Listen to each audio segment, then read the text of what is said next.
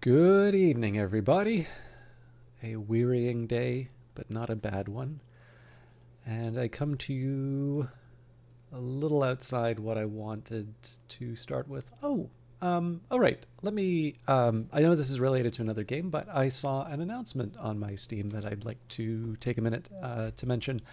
Godless, which is an independent game originally scheduled to be published through Brace Yourself Publishing, but is actually a solo game now.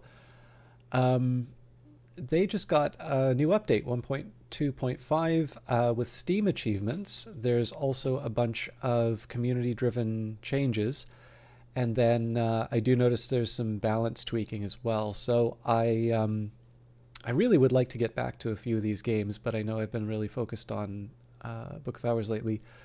But I do feel that this is one that's worth taking the time to mention, simply because it is quite a small game, and it's definitely one of these ones that I feel um, definitely punches above its weight on the game to price ratio. But I would argue is a considerably better game than the current level of attention that it has. I don't want to suggest that it's done poorly. I'm not in a position to say that, to be completely honest, but it's sitting very positive with 59 reviews on Steam. So that's going to seem quite small if you're used to looking at something like Baldur's Gate 3. But what I would encourage you to do, I think this is the first. This is definitely the first published game or published on Steam that I've seen from this creator. But I definitely encourage you to compare it to other games that are in that category, either a first run on Steam from the developer, or of course just sort of a similar scale. And I would say the quality for the game is considerably higher than its peers. For instance, you can get this for $8.70 Canadian right now. But I would also just say, in terms of the level of attention, it I think has done well for its class. The only challenge, of course, is that Steam's a very large place, and not everything that's good gets attention. So for those of you who are maybe interested in something a little bit off the beaten track, if you haven't seen this before, it's an auto battler. It's actually really the first auto battler that I've ever really gotten into, but it's a single player roguelike one. It works with both formulas very, very well. And I was very pleasantly surprised by this, and I can say that Danil Kalupa, the developer behind it, is really putting a lot into it. It's been a pleasure to interact with that developer. So sorry, I know that's not Book of Hours, and they're two very, very different types of games. So I'm not even going to pretend that that is something that everybody who watches this channel is necessarily going to be into. But I did want to take a second to mention it. One, because I saw that new update, and number two, I really do think that that is a game that is much, much more deserving of a larger audience than a lot of things that that I get to shout out and I get to play. So I am hoping that that is an opportunity for you to try it out. In any case, I'm in a bit of a weird place on this particular playthrough for Book of Hours. I've talked about this a little bit before, and I'll maybe stress, I know in terms of the stream in general, obviously the conversation and the, hey, Zrog, good to see you. These are new ones. Let me just see. One of these looks like a crab. Or is that maybe just my interpretation of the candy corn colors? The goose is a cute one. Always good to see you. Always a delight to see your emotes. All right. But yeah, I don't think it's a secret to anybody that this is a very, conversational stream. There are a lot of, I appreciate that there's going to be varying varying degrees of tolerance for the digressions. For some people, it brings something to the game. For other people, it's annoying. Certainly, people have felt quite comfortable letting me know that they find it annoying. To which I must apologize for the gun that I've put to their head to watch the stream. It's the only way I can get viewers, and I'm sure they'll understand. But I am just going to say that for the next little while, because so much of the playthrough is done, and a lot of our focus is going to be on visitors who don't arrive, or who don't arrive more than once a season. There's going to be some time to sort of talk about things, to engage with the books. But for those who are looking for a lot of progress, yeah, I still don't have shelf space. For people who kind of only consider a stream worthwhile if there is progress in terms of the game, right? Like essentially the game's not being played unless you're moving forward. I'm gonna guess that probably Book of Hours is not a good fit for you in terms of watching. Probably still a good one to play. But second of all, this particular set of streams is going to be particularly challenging. And I say this just because I am very conscious of the fact that in order to satisfy the current event, I'm actually going to have to look for a particular set of books, which on its own, this is already going to be not a challenge, but it's definitely going to involve some work. And then on top of that, thought I saw the outline of almost. You can do it, my friend. I believe in you. So in addition to the fact that I'm going to be going through a whole bunch of books, and that's of course going to spawn some reflections in terms of either what they mean or why they might be relevant, or a few other details like that. The fact of the matter is I have some specific things that I need to get done in for the Lighthouse Institute before I can achieve some of the goals that I have for this playthrough. So again, I think for most people, it's just an opportunity to hang out and play a game that we all find interesting, and to talk about some things that we like about the game, some things that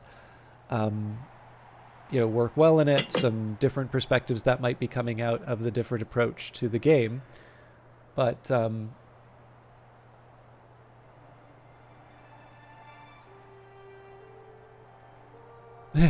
yeah, well, I mean, like for me, I think so. I mean, there's a how to put it? There's like a negative framing, and there's an empathetic framing that I can put on the reactions to this.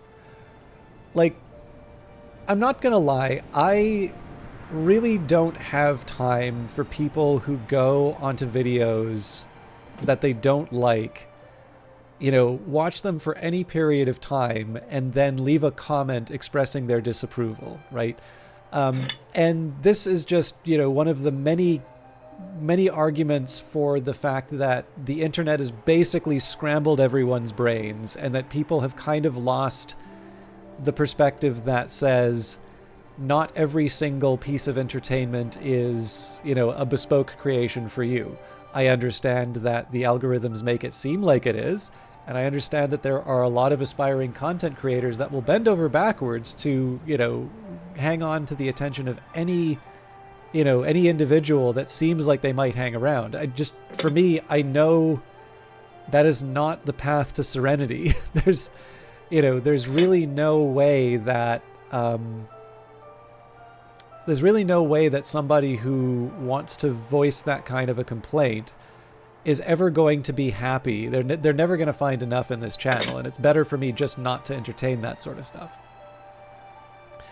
But I guess the more empathetic way of looking at it is that, it's like when I had a comment that was complaining about the fact that I didn't commit a particular lesson to the Tree of Wisdoms for what they called flavor text, right?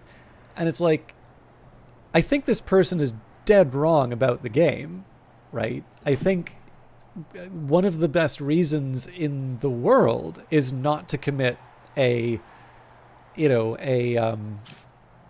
skill to the Tree of Wisdoms because you're uncomfortable with what the text there says. Because if I think flavor text means different things to different people. But what I get from their use of flavor text, it says to me that they basically think the words to this game are irrelevant. And if the words in this game are irrelevant to you, of course, not going down some golden path on the Tree of Wisdoms is a waste of time. Like, of course, you're going to think that it's a terrible thing that the broadcaster's done. I also just think you've kind of missed the point, right? Like, if you can't let the words in this game, breathe, if you can't let them affect you, and if you don't have an investment in some of the implications of what's being said inside of it, I just really don't know where the rest of the enjoyment comes from. It's of course not my place to tell people what they can and can't find interesting about this game, but I was glad. I think this might have actually come up before that complaint came in, but I did have the chance to interview Weather Factory on the release of Book of Hours, and I did mention that one thing that I thought was kind of neat was they'd created this world and they created this system of skills and some of the implications of these things that I'd have almost these excruciating choices of picking between two branches on the Tree of Wisdoms because they meant different things, and I kind of cared about either one over the other, or sometimes it would be an excruciating choice because both of them were appealing and meant something, but I could only choose one. And that seemed to be something that they were happy to hear. In that case, Alexis seemed, I hope I'm not mischaracterizing him, but there seemed to be possibly a little uncertainty as to whether or not people would receive it that way. But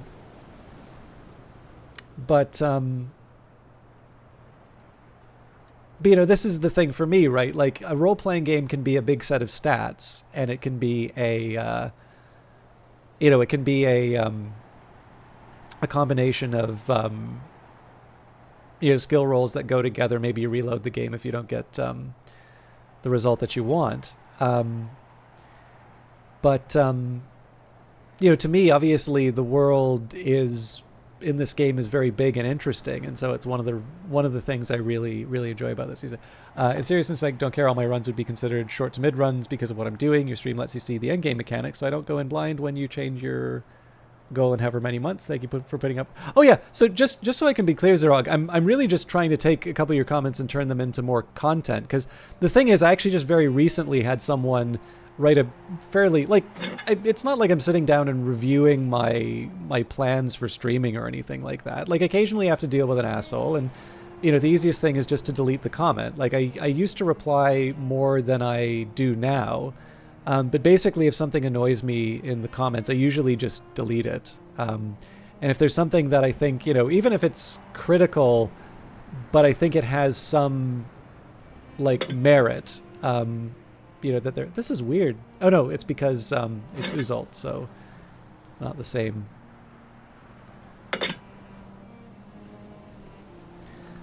But yeah, no, a couple of these things just happened to come up. So please don't feel like I'm putting you on blast. I didn't take anything that you said poorly. I don't think it was supposed to be taken poorly anyway. If I'm supposed to be really mad at what you said, just let me know and I'll recalibrate. But yeah, it's just one of these things where, hello, Hisley the Fox, hello, and good and incredibly early morning.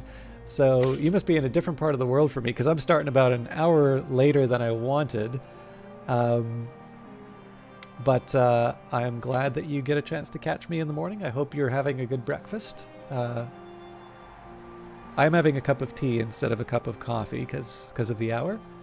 But nice to see you. Thanks for stopping by.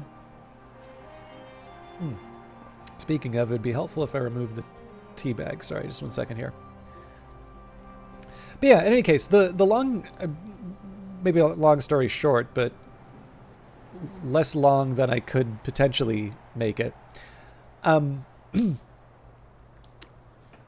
You know, this game exists because the cost of game development is low enough now that people can sort of take a flyer on weird and interesting games. And of course, that means that almost by definition, those games are not going to appeal to everybody. And of course, that's going to translate in terms of audience. Some people just don't necessarily know what they're getting into. Maybe they know what they're getting into and it turns out that it's not for them. Maybe they actually like that sort of thing and it's not, my style isn't for them. All of them completely fine. I'm not, I mean, even if I was into empire building, I'd be a very tragic figure if I was, because let's face it, I'm not making a career out of this. But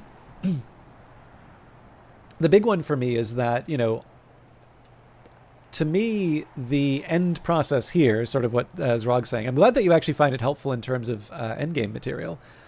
And I mean, again, to a certain extent, there's going to be surprises for you just simply because the behind the scenes of the main House of Light doesn't look like this. It's a different window. So in the end, you're going to have different options than what I have right now. I really do need to see if there's a way for me to figure out the to figure out a way to reset this this menu, because it'd be a shame if we were limited to the beta stuff. But yeah, I guess the biggest contrast that I wanted to draw, and what the kind of comments allowed me to talk about here, is that obviously there is a difference in terms of what people are going to put into the game and what they will take out. And so, you know, to a certain extent, to me, there, in terms of the things that people would normally measure as progress inside the game, you know, committing new things to the tree, opening new rooms, those are all done. But the exploration of the world and all of the characters inside of it, and trying to, you know, nudge the world in a certain direction, one direction rather than another, to me, that has quite a bit of meaning as well. And so it's something that I find quite enjoyable. Of course, not everyone does, hence the opening rant. But anyways, I have unloaded the Christmas tree. Are we working at the Sweet Bones? We are not. Okay. I'm going to have a think about that. I'm actually maybe going to pause and unpause. Okay. So first thing, I think I wrote down a to-do list. I seem to remember that I wanted to work out... Ah, yes. I wanted to work out a couple of details on the skills that I have. So, I'm actually, you know what? Let's just take the time and work this out properly. So I think probably the most fair assessment that I would have in terms of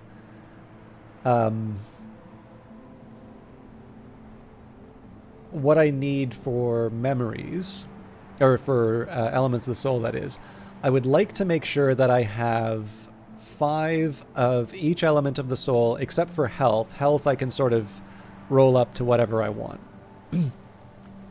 Assuming that now is the time to do that. I mean, it might be a little early for me to be making these choices. So, the one trick behind this is that I don't...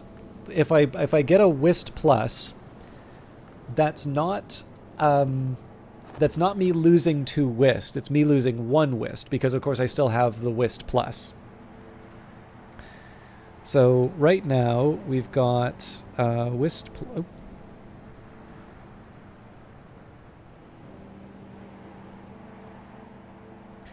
So we've got Whist plus and 10 Whist. So I can get 2 Whist plus and 8 Whist. And of course I can turn those 2 Whist plus into Whist plus plus. So then I get another Whist plus, which means we're down to 6 Whist.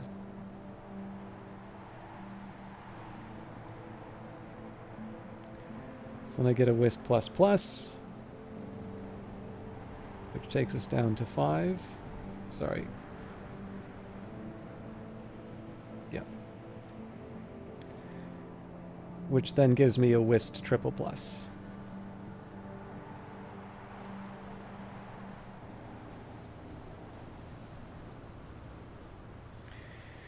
And of course, in theory there, I could actually, if I take 2 more Whist,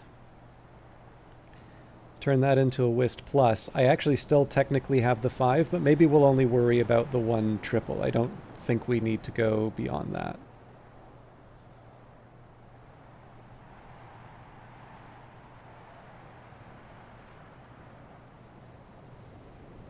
Okay, so for core, we currently have 7.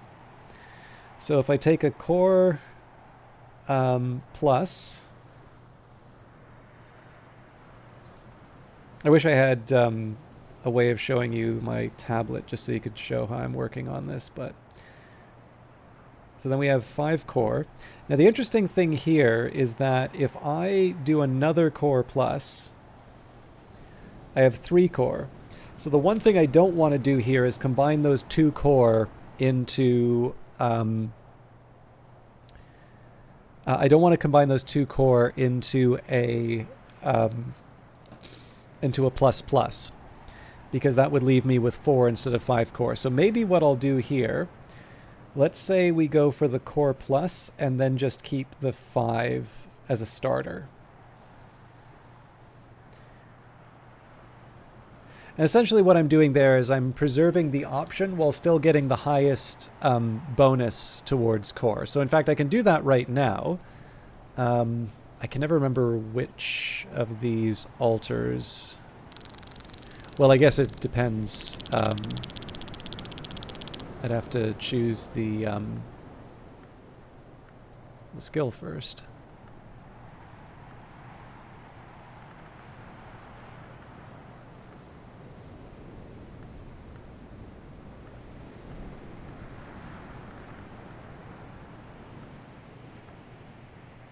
Okay, so stitching and binding, so that would be preservation.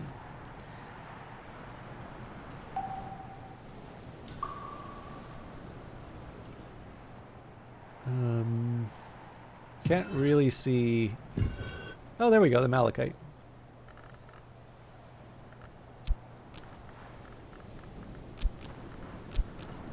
So, intensify my core. Preservation. A heart still beats beneath the world's skin. Alright, so that's the core taken care of. So now we'll do the same with the Arab. Now the Arab has got 9, so we should have a little bit more... we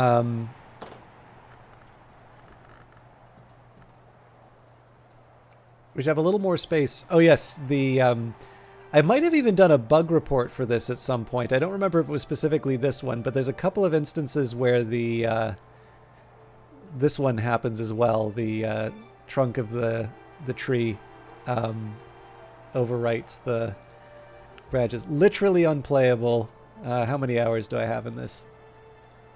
902.5 hours. I mean, I can't unsee it. I'm gonna have to ask for a refund. Yeah, I don't know if I noticed this specific one, but I've definitely seen a couple of cases where the trees overlap in unusual ways.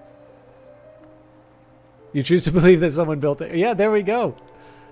I prefer your version. We really, actually, what we should ask for, I'm sure there's some kind of shader or something like that that makes these things sway. I mean, maybe that's a proper animation, but we just gotta have that applied to the, and I mean, is it, so I know Apophenia is like the superset, but is it Pareidolia is the one where you see the faces?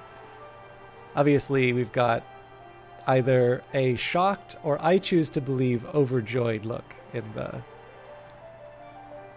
house. If you put two hands on the side, you have Kevin McAllister. That's a reference for people who like old people movies. Okay, so Arab. I think the first thing that we can do, if we take two sets of pluses, so we can get Arab plus plus, and then we have 5 Arab left.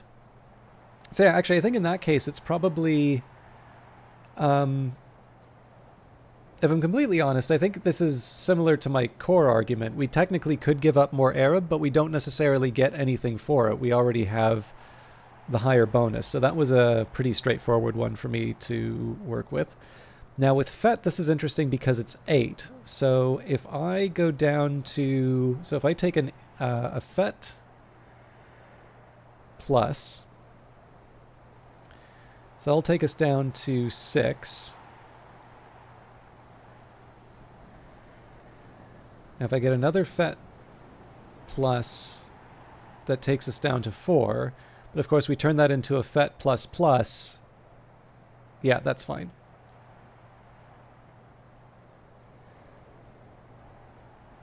So we get the Fet plus plus, and we still have 4 Fet left over. So again, we have the 5 for the Salon if it comes down to it. Now health, technically I'm willing to push that up as high as it will go. But it's also not relevant to the Salon. So let me just think here. So but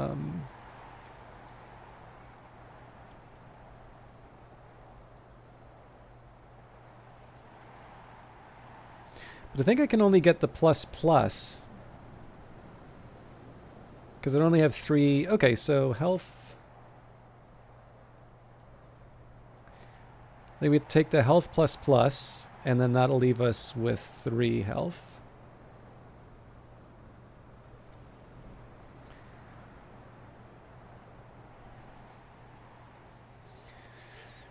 Metal is 8, so I think we have the same argument that we did for Fet.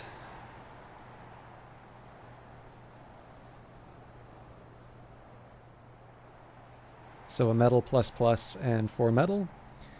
Faust is 7, so that would be like our core. We'll do Faust plus and then 5 Faust.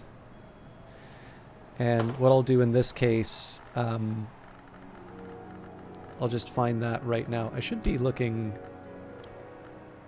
Yeah, so I think probably the Solar Altar... No, it's Hushri, of course, because it's Sun and Rags. The Watchman should be Illumination.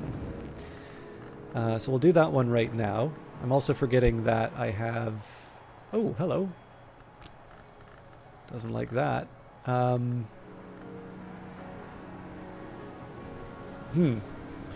Something that takes Illumination... and Scale and Nectar, huh?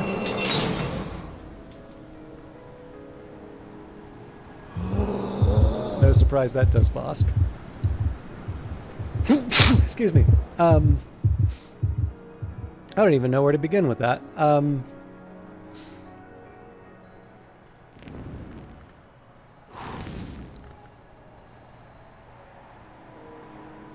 I think I'll just go for something a little bit lower on, or higher up on the list. Does Ericapan fit? Yes, it does.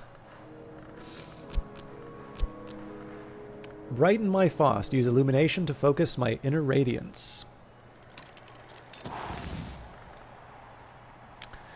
Okay, Shapt has 9, so the analogy for that would be Arab. So... Shapt plus plus.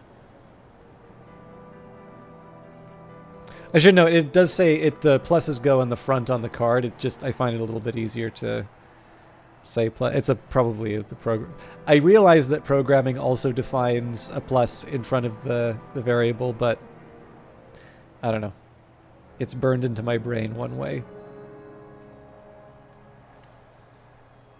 Okay, and Trist is 8, so the analogy is with metal again.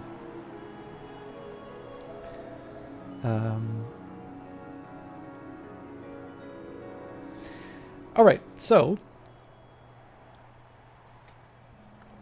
I think there's some easy first steps here, and that would be to keep pushing on the...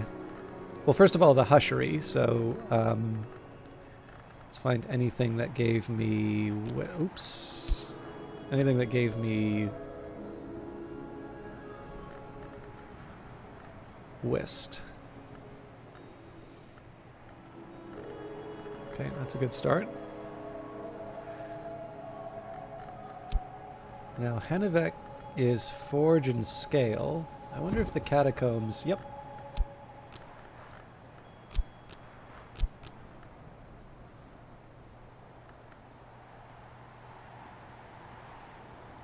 Languages cannot normally be used for crafting. Oh, because it's Ithistry, right. Well, we do have an Ithistry place. I just don't know if it takes Henneveck. Well, of course it takes Henneveck. It's Forge. Strengthen my Whist. Ithistry will ensure my Whist endures. Okay. So we're already doing the core. In fact, I'm going to put a check mark beside the core because we... and the Faust, because we did what we needed there. Yeah, I kind of figure maybe for like, what is it? What's the next holiday coming up? I guess Easter. I can just do like a 2-hour oubliette containment ASMR stream.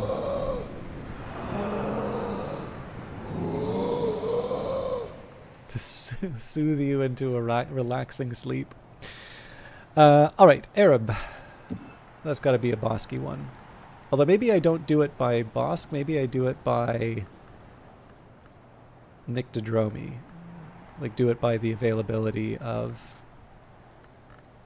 Okay, so...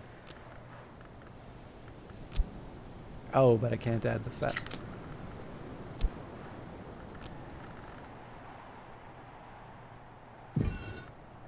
I'd be amazed if there wasn't an Arab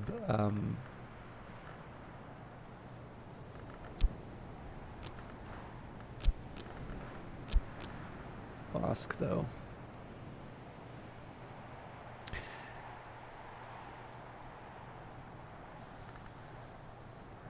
I put it as Skolakosophy. What am I doing? Although, for Skolakosophy...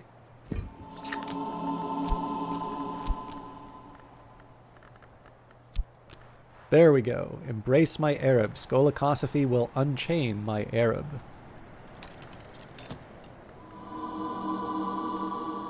So if I can get another one of those... yeah,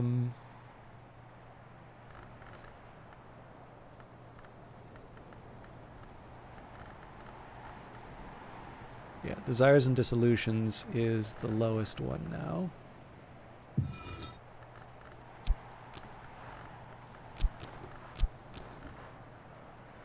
Embrace my Arab, the wood is filled with shadows. Okay. So I'm putting a check mark beside that, not because it's technically not done yet, but I have the raw materials and I should be able to figure out the details. Okay, Fet-wise, let's try and find a Nyctodromy location. Now that won't do because the Fet doesn't fit. This is probably Bosk, yeah. Ramachistry, Bosk.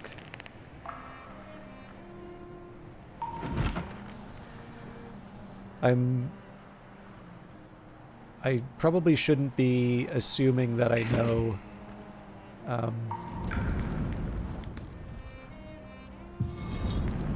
don't think I should assume that I know what all the altars and upgrades are, so I am going to sort of click on everything to make sure I'm not missing any obvious steps. I don't think the kitchen workstations are, but again, good to check. I remember this is Bosk.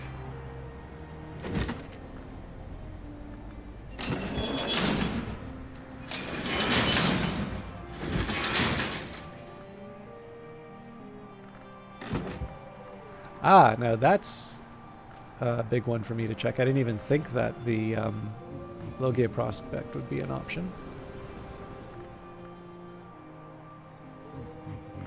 A lot of hushery.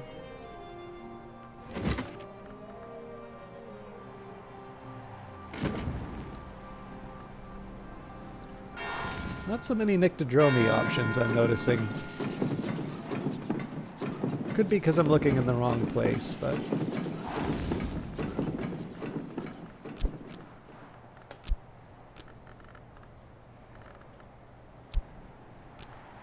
Expand my Fet. Nyctodromi will show my Fet where we can go.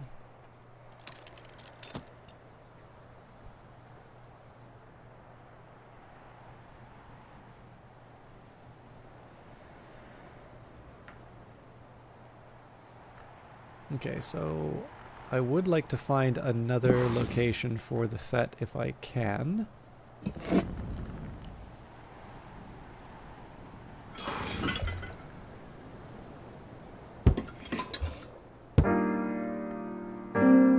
It's really interesting that the drum seems to be the only... Oh no, there's birdsong there.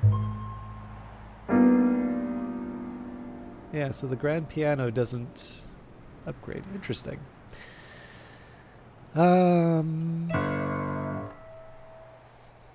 What does Weather Factory have against pianos, I ask you?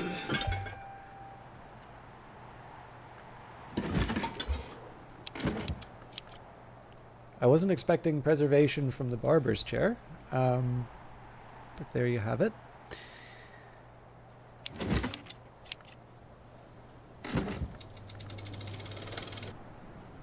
But is not the projector merely the altar at which we worship? Yeah, not much hope of another Nyctodromi slot. It is entirely possible I'm missing something, but I think a slightly more productive use... Oh! I should have paid closer attention.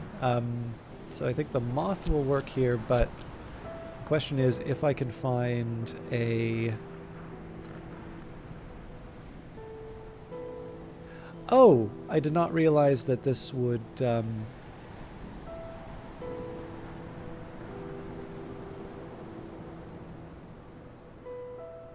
Or I thought it would.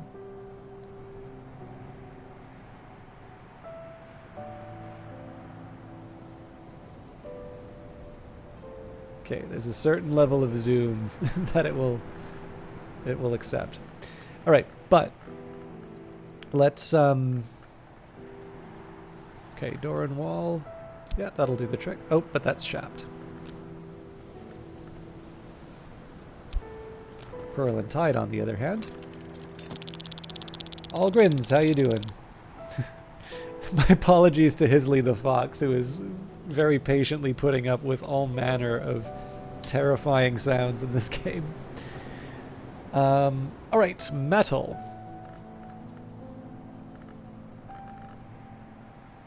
So this one's for Horamakastri. That one we can do at the clock.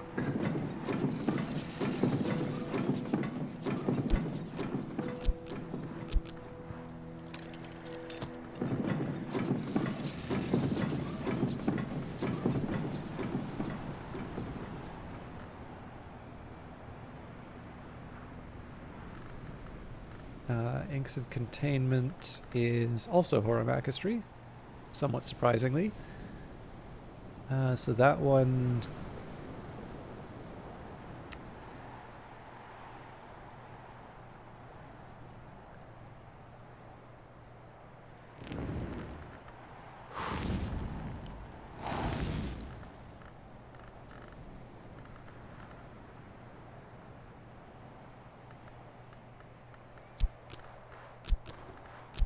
I just want a minute to double check what's going on with metal. So metal should be... Yes, there should be a total of 4 at the end there.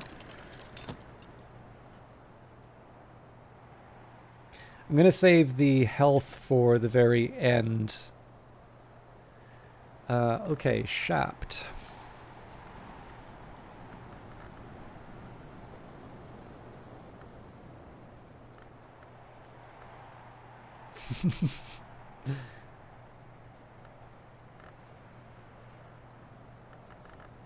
Do I even want to try and find Nyctodromi? Well, there you go. First try. No warm-up.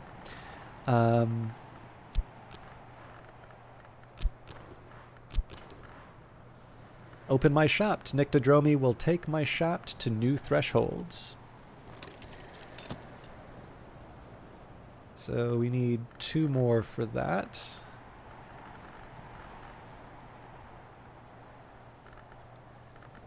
And Skolakosophy and Lockworks and Clockworks. We definitely had another Skolakosophy. Right, up here.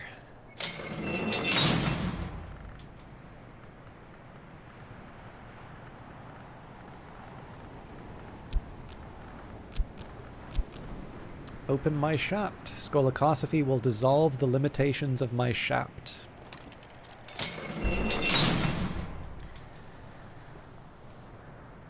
And ideally we will find 2 Trist, although obviously I am running out of space for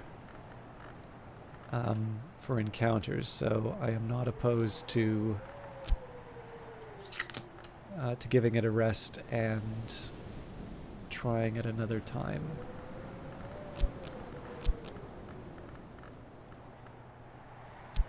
Close.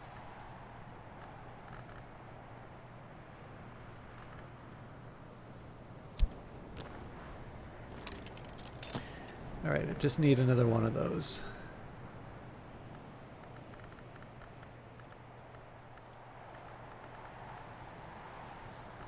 Birdsong, eh?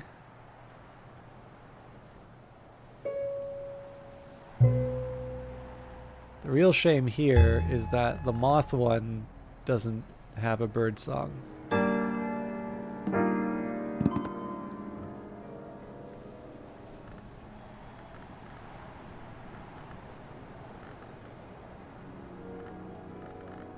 And the drum is preservation, not...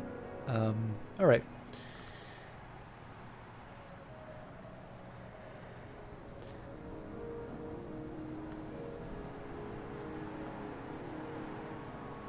I'm not convinced... oh,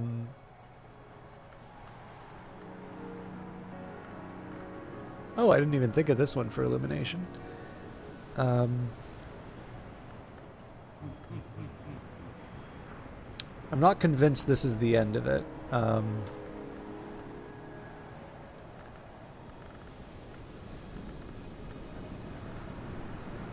Because I've actually done very little with Birdsong.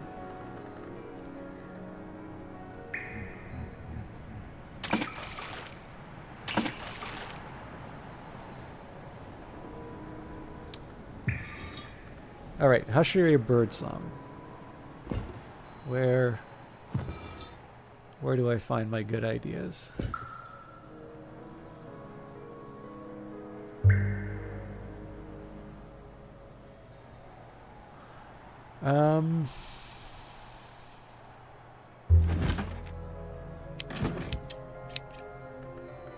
You know what? This might just work.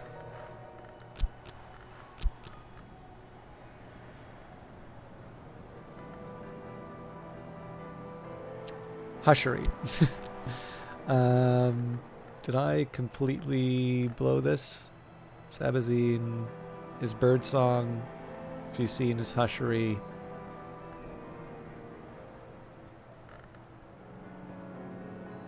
Yeah, I just completely took leave of my senses. Okay. That would have been a real feather in the cap to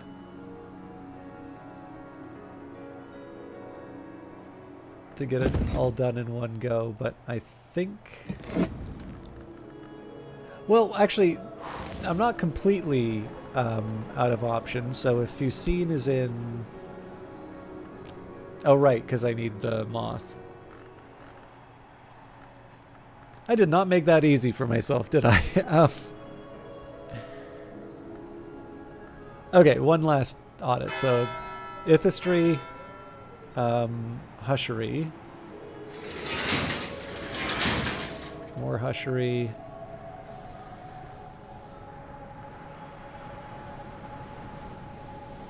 Presumably nothing. Bosk.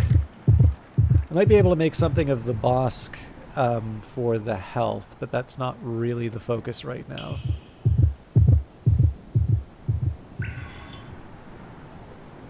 I don't think we got Trist from Nyctodromi. Yeah, it's Birdsong and Hushery.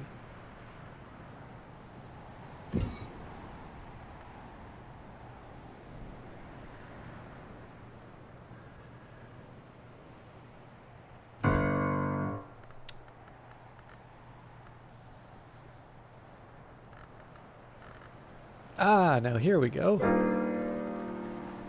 Sand stories at the harp. Follow my tryst, birdsong, what we were, what we will be. Okay, so I'm just going to take a quick second here to audit the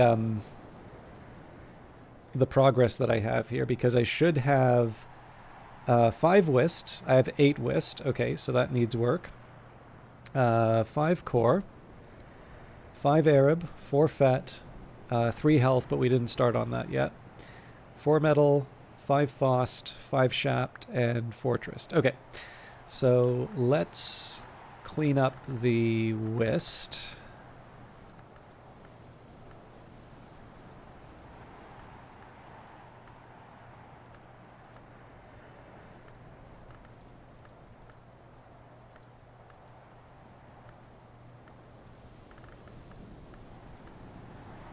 Okay.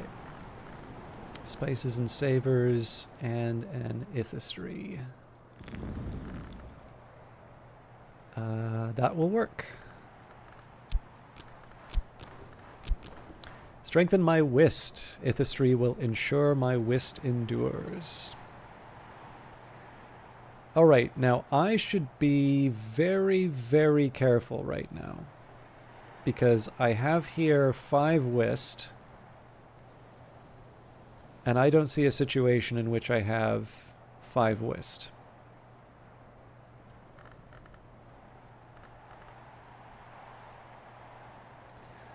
I'm okay sticking around with 6. I'm probably going to have to go down to 4. But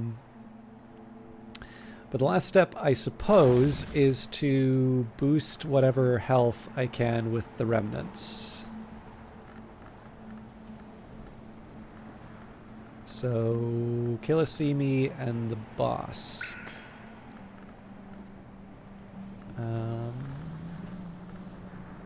Yep, this'll do.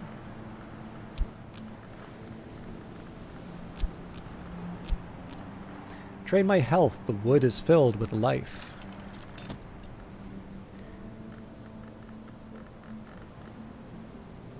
Resurgences and emergences. That is another Bosk one. I think we might be able to do that at the chrysalids. Yeah.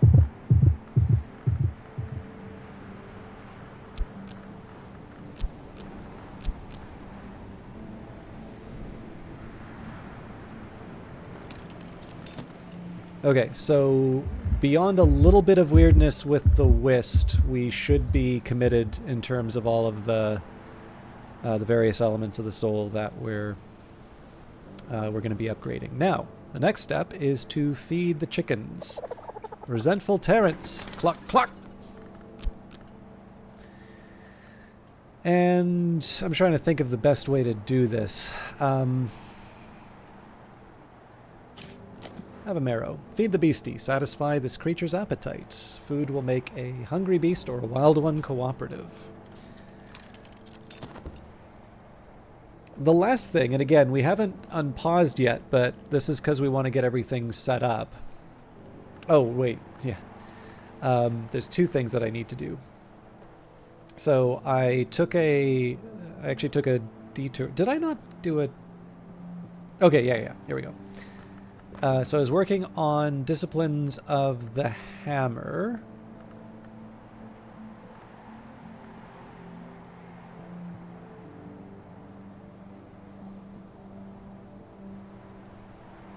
That can't be right. Oh, now I've gone and done it. Yeah, I'm actually going to wait till I get all of my skills back before I do any of this.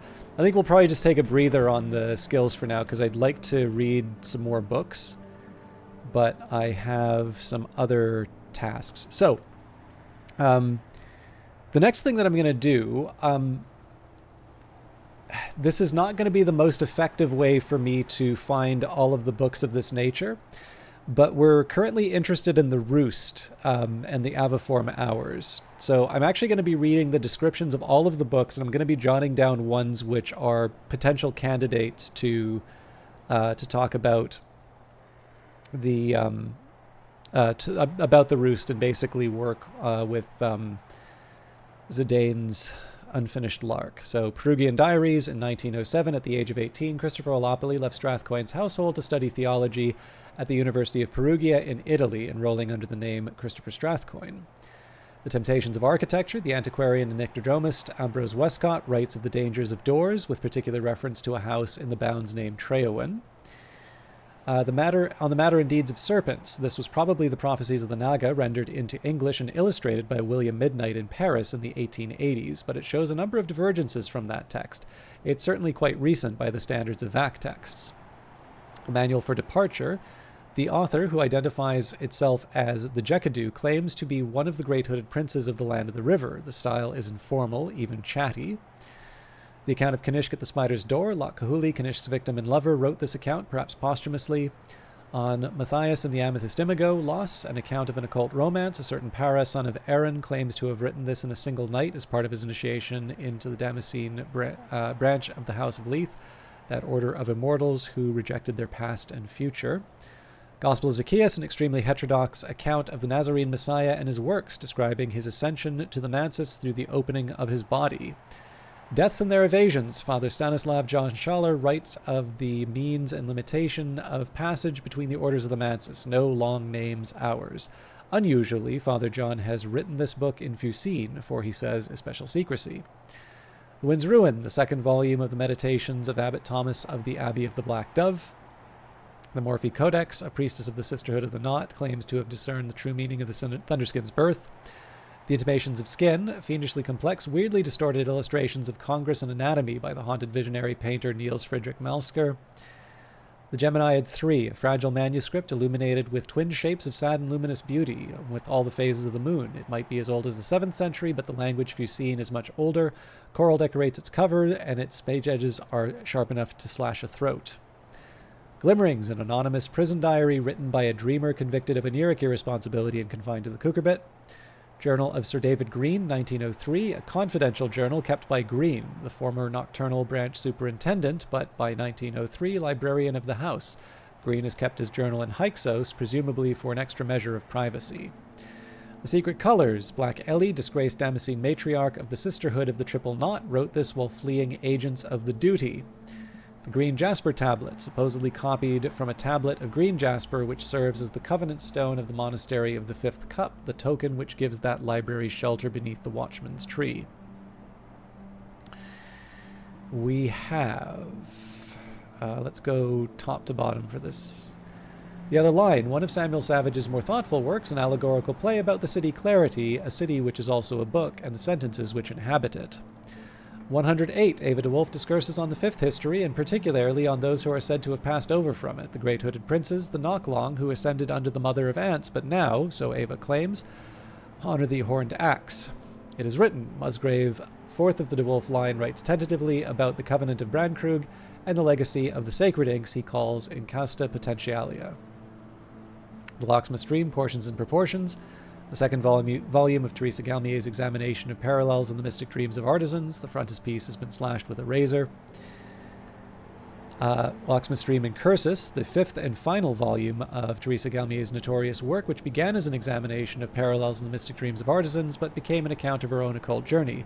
This volume was apparently never published, nor allegedly even written, yet here it is. Snare of the Tree, collected proverbs of Aunt Mopsy. Once in the wood we call a visit, twice in the wood we call a journey, thrice we call coming home.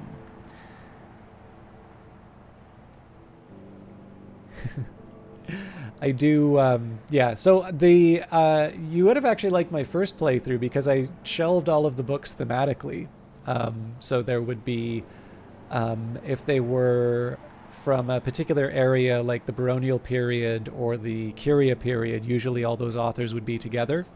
But in some cases, I would do it by subject. So there was sort of a shelf dedicated to Alexander. And yeah, in those ones I definitely had.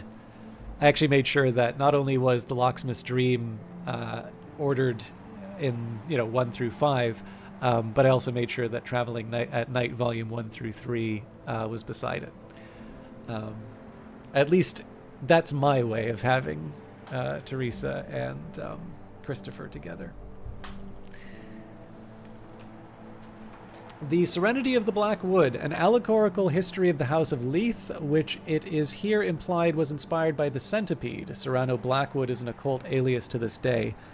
Now, I'm not convinced that this one is going to deal with the... In fact, I remember the contents of this one pretty well. But I'm going to put this... I'm going to maybe do 2 columns. One which says, okay, I think I've got a good shot with this. Another one which is, this is like tinfoil hat level that I'm putting this as a bit of a flyer. So maybe tinfoil hat. So what the hell?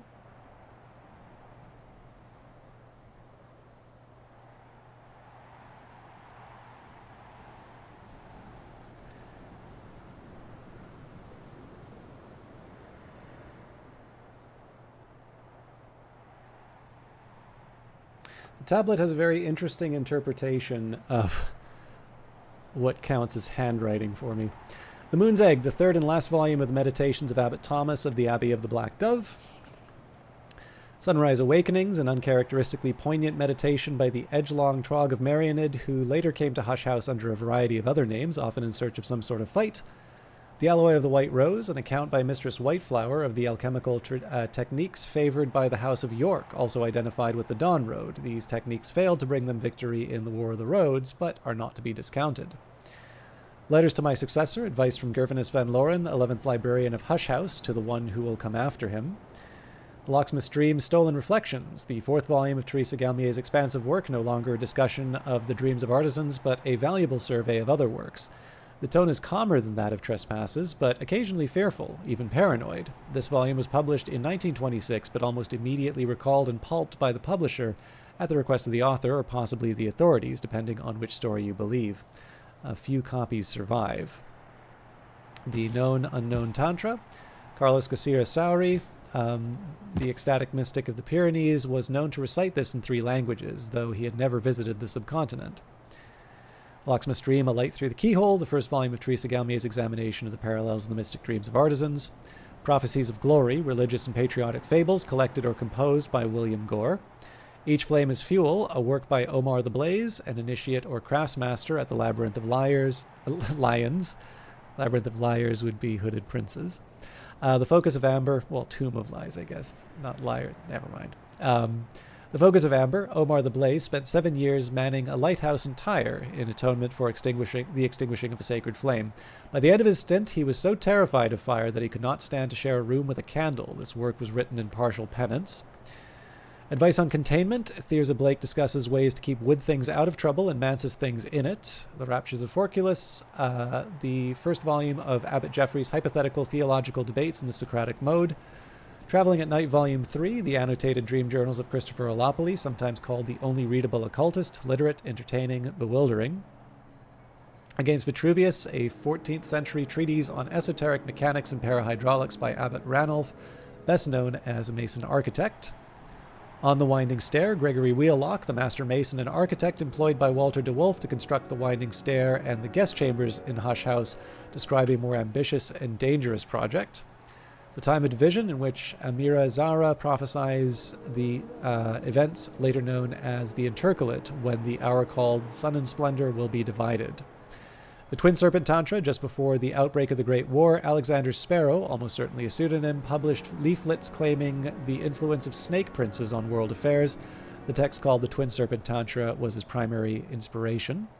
Cardia's Delights, the third volume of Abbot Jeffrey's hypothetical theological dialogues in the Socratic mode, and by their marks ye shall know them, a monster hunting initiate of the hour named the Colonel, who identifies herself as Little Sophia, provides advice on finding the weak spots of Long. Obviously, this is taking a while, and I'm feeling a little bit better about the fact that I haven't immediately had any books spring to mind for... Oh, sorry, actually there's one, maybe two, Book of Masks and Kepinglingberg Garki Krippus. Those are two that I can think of. But again, the point of going through this systematically is like, okay, are there any that scream out to me as books about the Roost or the Aviform Hours? And not a lot of these from their first descriptions are leaping out to me. Obviously, the contents matter quite a bit as well, though. Just Versed, a rare surviving copy of Christopher Olapoli's notoriously unsuccessful volume of experimental poetry published in 1912. The Radical Measure, a manifesto for experimental and dangerous-sounding invocatory poetry written sometime in the 19th century by Dr. Aaron Peel, a notoriously inconsistent and incoherent text apparently produced in a tearing hurry.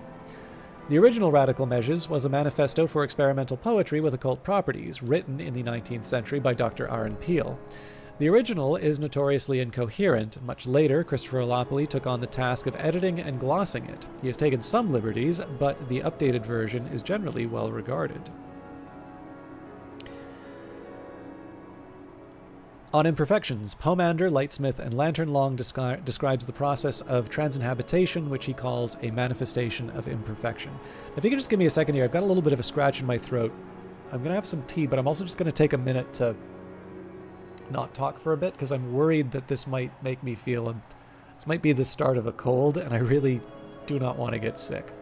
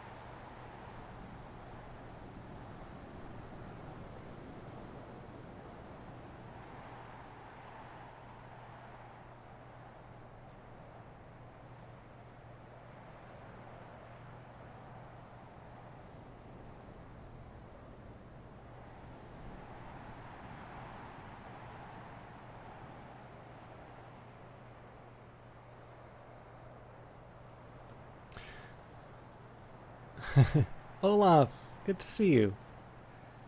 Merry Christmas. I know I didn't get a chance to wish it to you on the day. Yeah, I can't say my scratch is feeling any better, although a couple seconds aren't going to solve that. I don't know if it makes it any better, but it's green tea. Probably, actually, that's worse. But let's do our best. Oh, thank you very much. You hope I enjoy the one day. Yeah,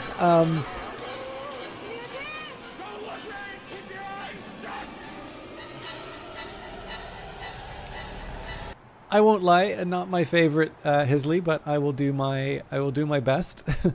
And thank you very much, Olaf. I do appreciate the resub. 54 months is preposterous, but I am incredibly grateful for that. Thank you very much. I hope you're doing well, and I hope you had a good Christmas, because I know it was a very British set of readings we did, so I know it will shock you to find out that I snuck in some Jonathan Swift. I did Battle of the Books, but I read 2 Orwell essays on Christmas. And oh, you watched? I'm sorry, I wasn't sure if you got to see it. And of course, the Adventure of the Christmas Pudding talks a lot about good old-fashioned English Christmases. I don't know if that filled you with patriotic pride. Did you all? Did it not spring? Oh, there we go. Thank you very much.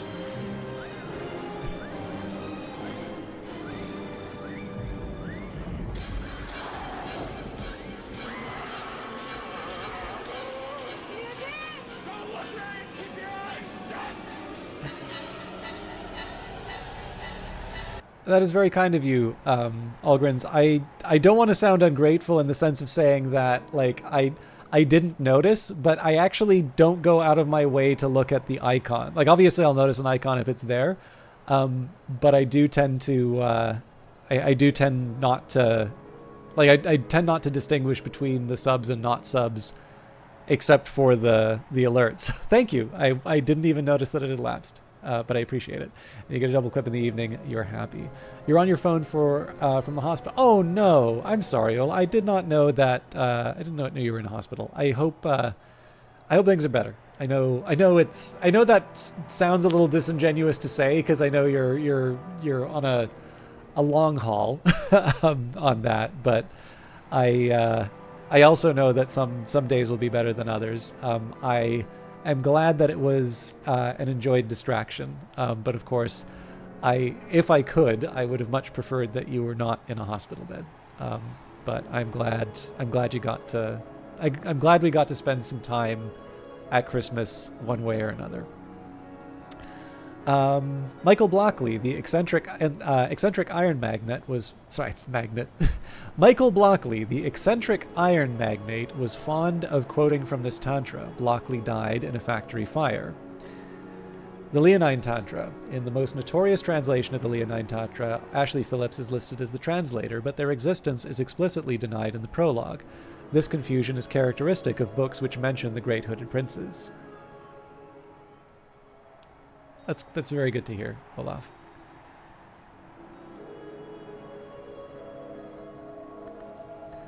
The Flayed Tantra. This Tantra is recorded as being spoken by the enigmatic individual identified as Peel, with many of the qualities of the mythological Naga. The Flayed Tantra played a notable part in Alexander Sparrow's paranoid pamphleteering.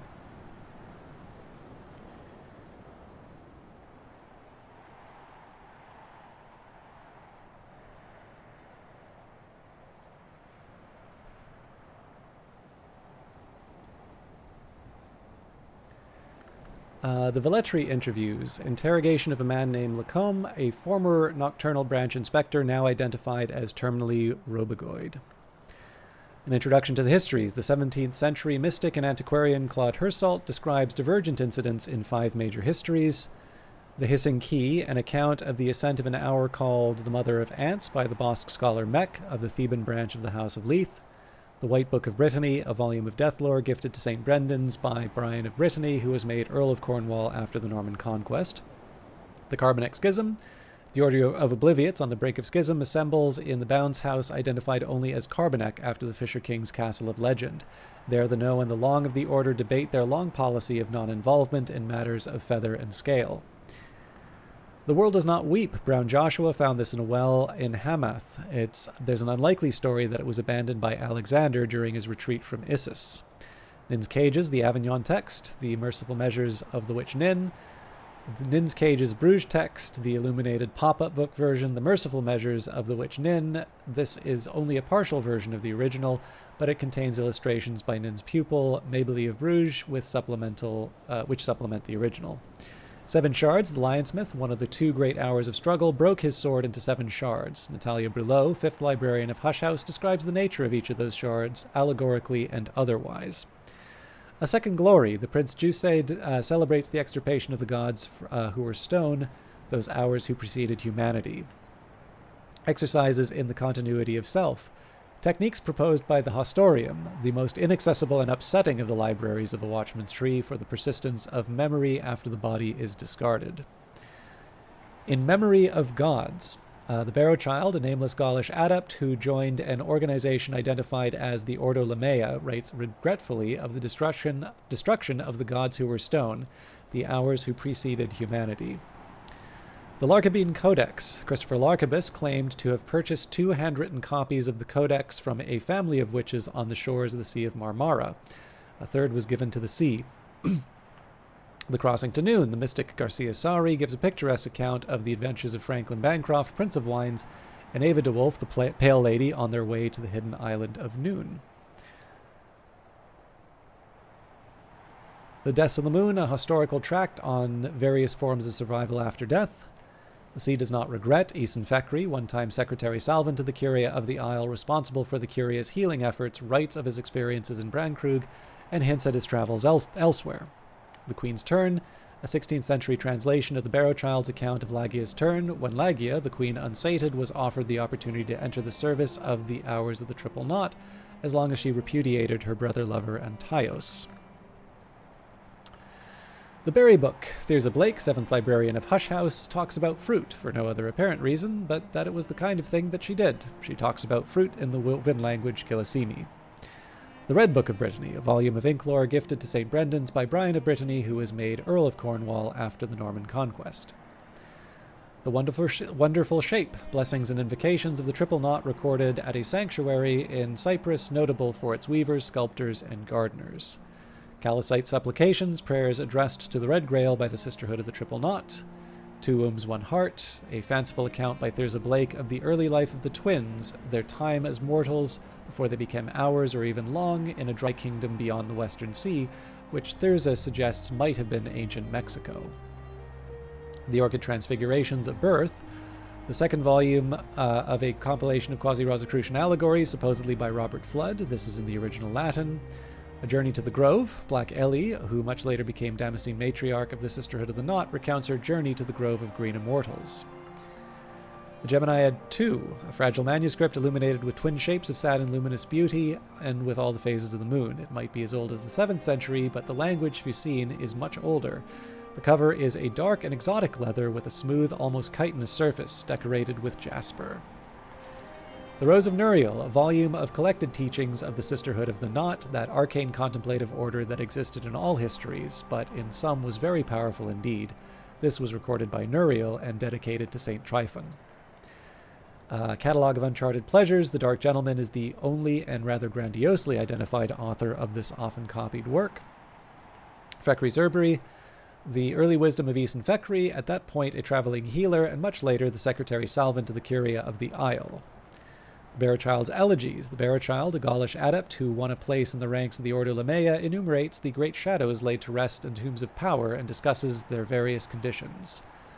The Scar in the Sky, Nint wrote this and came to regret it. Codex Acephali, sometimes called the Book of the Clean Skull. The book contains accounts of enlightenments available through the gradual surgical removal of the lobes of the brain. Keonet Abydos, a play dealing with the 9-year sojourn of a snow goddess in the Thracian city of Abydos by Apollo Fireweaver, in English, published in 1892, purportedly from an older Greek text. The Iron Book, a manual of the Ordo Lamea, an order of quasi-immortals who maintained a secret enclave at the source of the river Limia in the Roman province of Hispania Gallicaea. This manual was compiled by one Curanai who claims to have fled the tyranny of the Chrysanthemum throne to cross the world and join the Ordo. Lady Ava's Repose, a meditation on the drowning of Lady Ava de Wolf and her 2 grandchildren, written in the years when the estate was abandoned by Father Theo, once the de Wolf family chaplain, one of the few to remain on the Isle in those desolate years. and the 12 Letters on Consequence, Julian Cosley's epistolatory treatise on what may come after, addressed to his once friend Claude Hersault, the mystic and antiquarian. I'm just going to skip over and do the contradictions. First, as the sun is coarse, Joel of the Bridge, retired soldier and sometimes tollkeeper, wrote this epic poem about Alexander's famously inexplicable decision at Issus to withdraw from the war with the Achaemenids and his subsequent return to Macedonia. De Bellis Mirorum, an 18th century epic poem by the pseudonymous Calypstos, the Ascendant, the edgelong Dardash, boasts of her victories over her brother enemy Tareg in the days of the Shadowless Empire. Those indignities perpetrated by the deceitful fraternity of Obliviates, it's not clear whether CROD, who is identified only by his initials, was in fact an initiate of the Obliviate Order of Immortal Adepts. He wrote in the 16th century, after the order, if he is to be believed, had passed the height of its power. The Wainscott History, subtitled Stories from Behind the Walls, a miscellany of non-traditional histories, including battles not generally acknowledged and countries which appear on no map, told in a playful, apparently fictional manner. An Exorcist's Field Manual, a practical guide to troublesome dead grounded in theory, but with a clear focus on their disposal by the redoubtable detective Austerry Wheelock of the Suppression Bureau. And Observations on the Peacock Door, Nine-Gala of Lagash discusses the Peacock Door, the highest door available to mortals in the Mansis, a rent, an imperfection, and abrasion.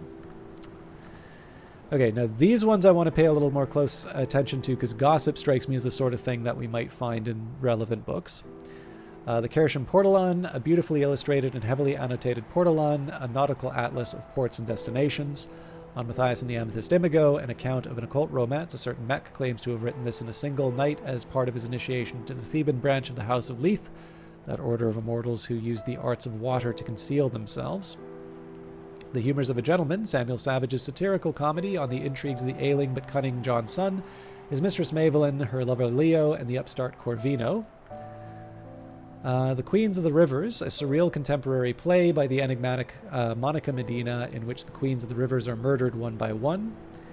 Three Flowers Hath the Tree. Ernestine Peterhans records her observations on the grows of trees and flowers around the Isle, and the omens and portents she attempts to draw from them, particularly the yew tree in Earl Bryan's meadow, whose flowerings are sometimes eccentric.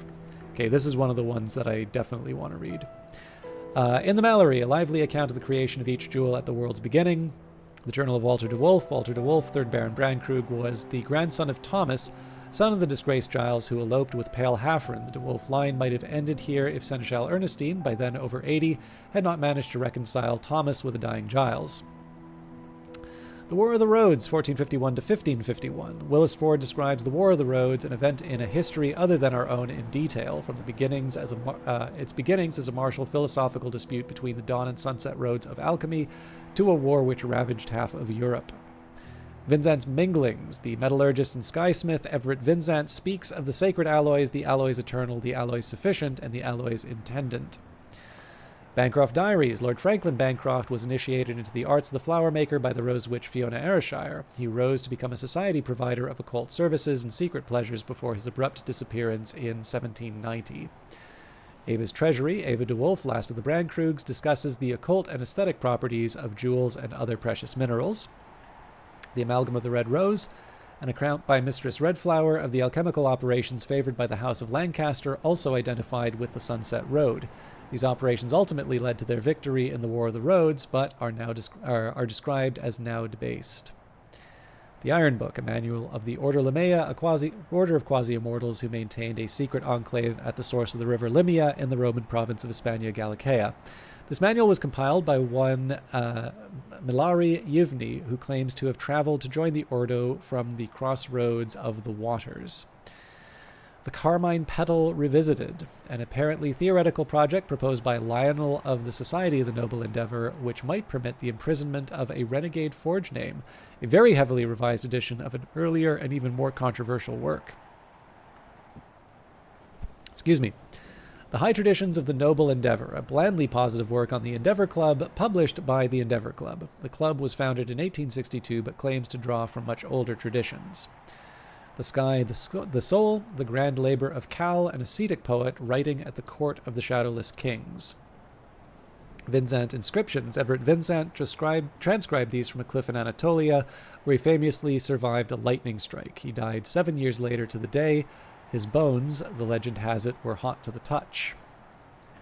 The manner in which the alchemist was spared. In 1782, Émile Verdier used this text as the basis for a presentation to the Academy of Sciences in Paris. He was executed in secret the following morning without trial. Opus Magnum Ceruleum.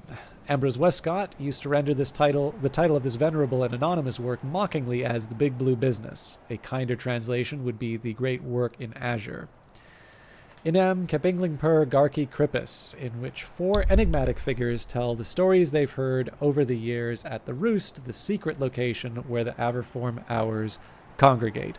So that's the obvious one. I actually don't think I thought of that when I first saw the task, but that's definitely one that we can use to complete the work.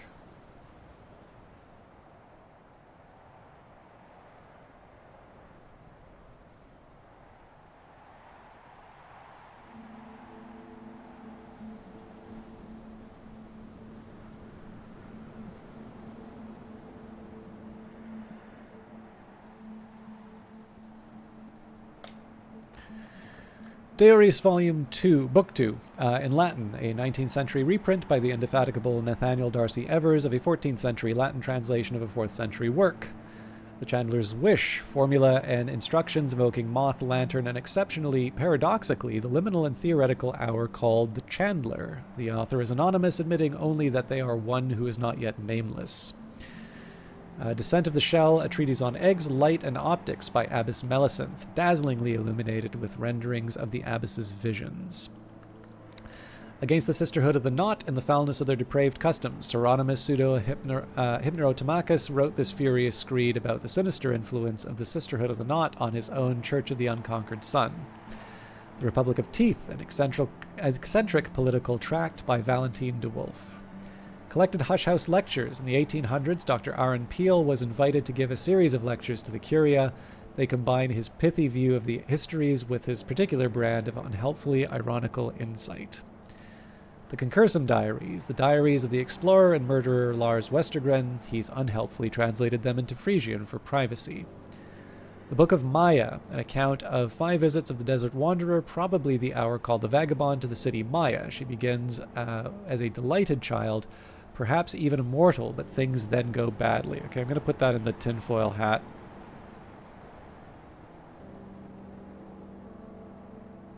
Pile. The Orchid Transfigurations, A Feast, a compilation of quasi-Rosicrucian allegories, supposedly by Robert Flood. This is in the original Latin. From History to Eternity, a contraband manual of the Inks of Revelation, the author explains in a brief foreword that she is a high-ranking officer of an agency of the duties, and that though she supports its mission, she has concerns about the long-term consequences of its work. The 3 and the 3 Vatican manuscript, a church-authorized version of an older text. This book describes the chancel and the calyptra, 2 triads of hours with subtle, far-reaching powers and responsibilities. It has been clearly reworked to fit church doctrine. 3 and the 3 Kerishim manuscript, a more recent version of a much older text. This book describes the operations of the chancel and the calyptra, 2 triads of hours with subtle, far-reaching powers and responsibilities. It has been heavily censored, but even so contains potent secrets. The 7 Faces of Icarus. In the early 1530s, the last abbot of St. Brendan's, called Roaring Richard, set down his conversations with the illiterate local cunning man Red William. The Treatise on the Underplaces. Herein, the 17th century mystic and antiquarian Claude Hersault describes the bounds or underplaces on the borders of dream. He warns that they shift over time. Stolen Histories. The agitator and pamphleteer Alexander Sparrow inveighs against the monstrous serpents, thieves of history. Medusa's Lament, on the death of the hour called Seven Coils, the father of the mother. Skin of Silver, the epic of the final battle of the lionsmith with the remnant giant Antaios.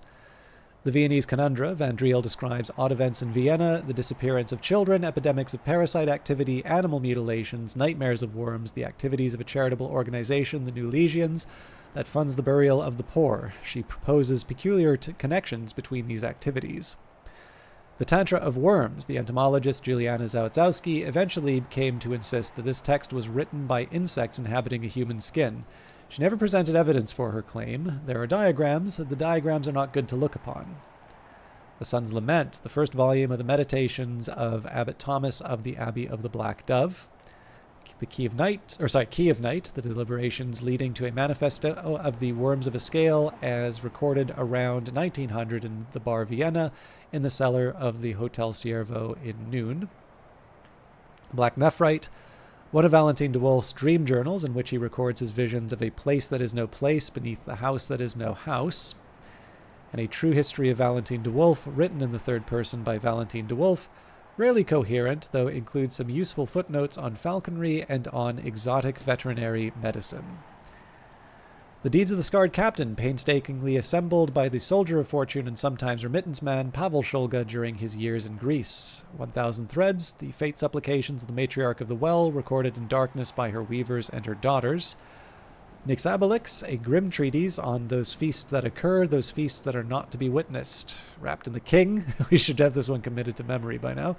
Detailed accounts of secret bacchanals and ecstatic dances observed in necropolises and graveyards in southern Europe, in Egypt, and in Anatolia. The author is a self-confessed ghoul, an eater of buried flesh. He claims to have witnessed the dance as well as feasting.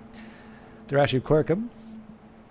In English, the title translates roughly as an account of the Oaks, but this is Nathaniel Darcy Evers' fascinating, if haphazard, survey of the occult properties of every tree you can find, not just oaks. Apollo and Marsyas, the libretto of a lost opera concerning the contest between Apollo and Marsyas and its tragic outcome. The librettist is identified only by their initials. What Does Not Bark? Alexander Propst writes warily of Calyptra, a law, principle, or society which prevents the dissemination of dangerous knowledge. Those Who Do Not Sleep, the mystic Broadnax discusses the origins of the Cisteran Witch and of the Thunderskin. Singlefoot Songs, Father Stanislav John Schaller, priest and diplomat, writes of his time on the slopes of Huashan near the Grove of Green Immortals, but never too near. Unhatched Hymns, hymns attributed to St. Lucia the Eyeless, patron of glassworkers and name of the hour called Meniscate. Damascene traditions of the House of Leith. The House of Leith was an order of immortals who sought obscurity, rejecting their past and future. If the author of this short text is to be believed, the initiates of the Damascene branch were much more radical than their fellows elsewhere.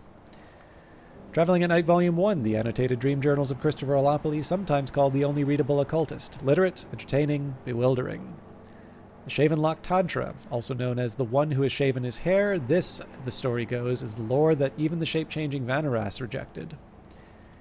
The Ceaseless Tantra, the avant-garde choreographer Nicholas Kirill supposedly incorporated this tantra into his menacing ballets. The Beekeeper's Ends, dialogues with bees and uses for honey, as erratically recorded by Ricardo Milagro, gardener of Hush House in Musgrave's time. Excuse me. The Kukurbit Prisoner Records, 1927, accounts by Governor Collar's private secretary of interventions and experiments in the last years of the Kukurbit prison, focusing particularly on prisoners he believed might have Carapace Cross lineage. There's going to be 3 more shelves after or technically 4 more shelves after this. The Locksmith's Dream Trespasses, the 3rd volume of Teresa Galmier's examination of parallels in the mystic dreams of artisans. A true and complete accounting of the Asclepian mysteries of the roots of the house, descriptions of the Asclepian mysteries reproduced by one Riley Gress from supposedly a much older text. It's unlikely to be genuine, but makes reference to the house without walls and its wood right there in the prologue. Malachite Supplications, prayers addressed to the Malachite by the Sisterhood of the Triple Knot. The Book of Masks, Athena Vanna's work on the rogue hour called the Vagabond, who is also known as the Laughing Thrush, the Centipede, the Pilgrim, and by many other names, or as Vanna has it, Masks. So I'm putting that beside Book of Maya.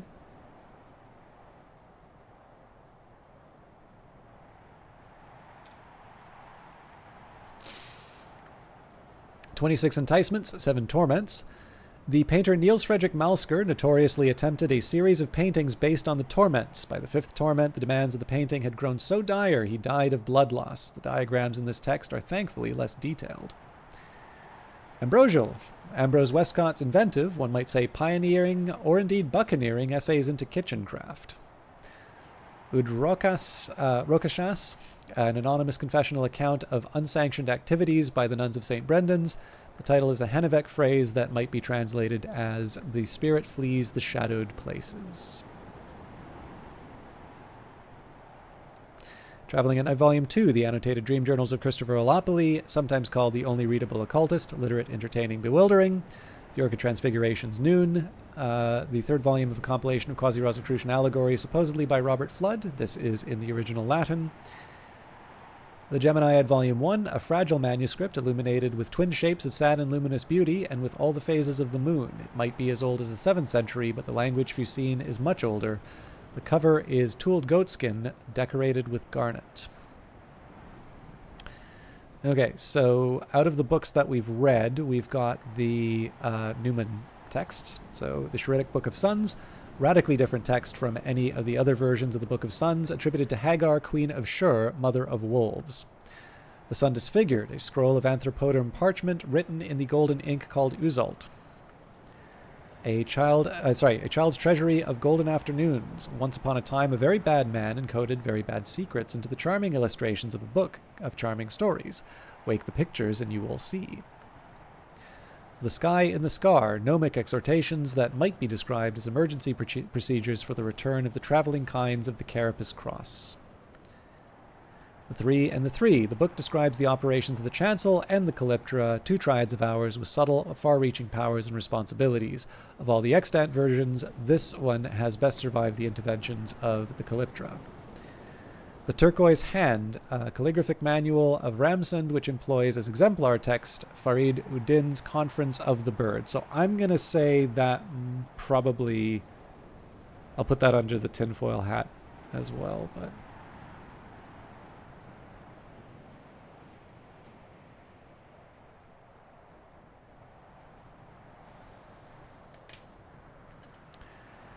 Towards a Fundamental Aesthetic, or The House of Glass, Julian Cosley considered this his masterwork. This book houses a Newman, a truth so powerful it can perhaps believe itself. Toward a Fundamental Aesthetic, second edition, or The Refinements of Light. Julian Cosley had never wanted or expected to write a second edition of his masterwork. Emiranis Batellae, a fragment of iron alloy meteorite carefully inscribed and polished. This object houses a Newman, a truth so powerful it can perhaps believe itself.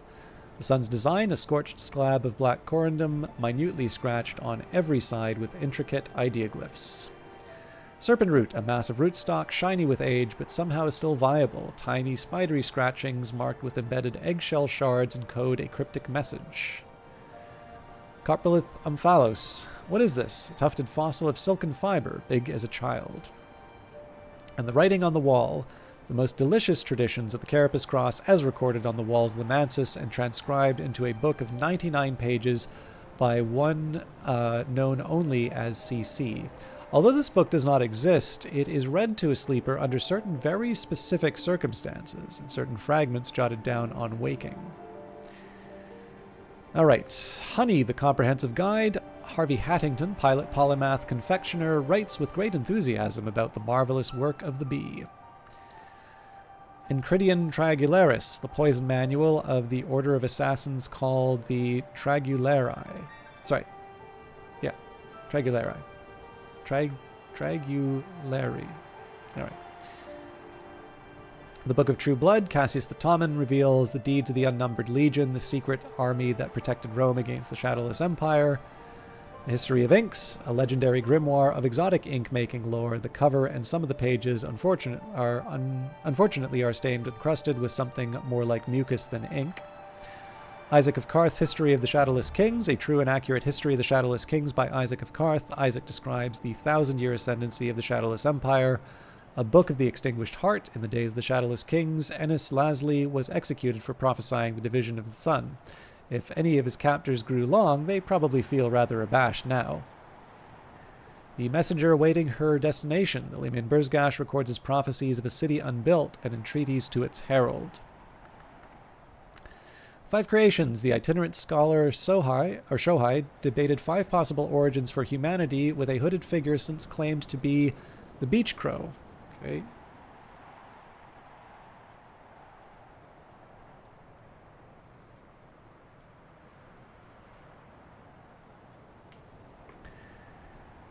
Shohai later claimed that all these accounts had proven false, but the debate was nevertheless recorded. The Song of the Carapace Cross, Micah Z, sometimes called the Magus of Quartz, etched this work in acid on stone.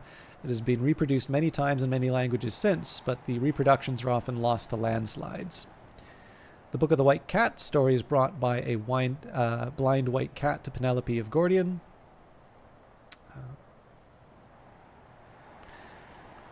The Origins of Hours, the sage and ecstatic Soham, frequent visitor to the Mansis, claimed to have discoursed with the beach crow in person. I'm going to put 2 of these.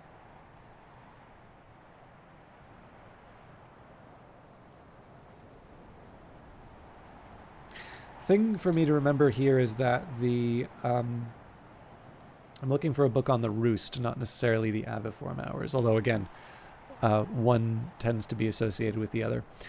The sage and ecstatic Soham, a frequent visitor to the Mansis, claimed to have discoursed with the beach crow in person. Soham later insisted on sky burial.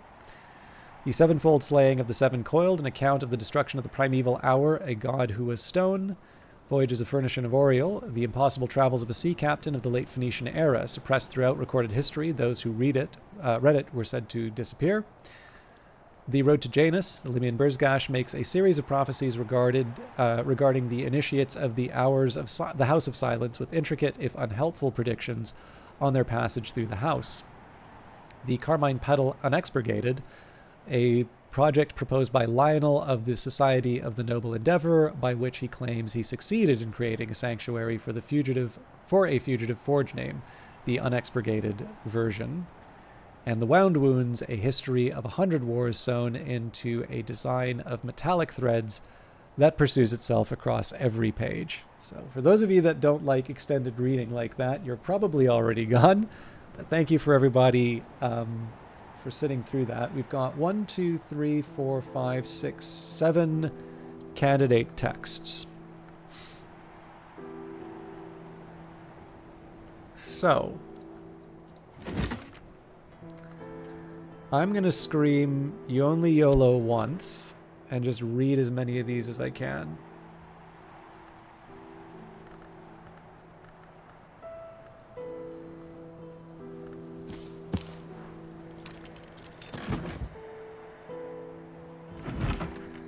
I want to keep my whist about me.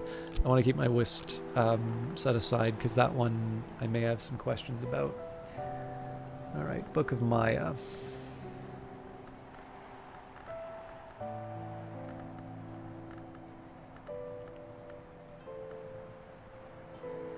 I'm trying to do this in order so that I don't...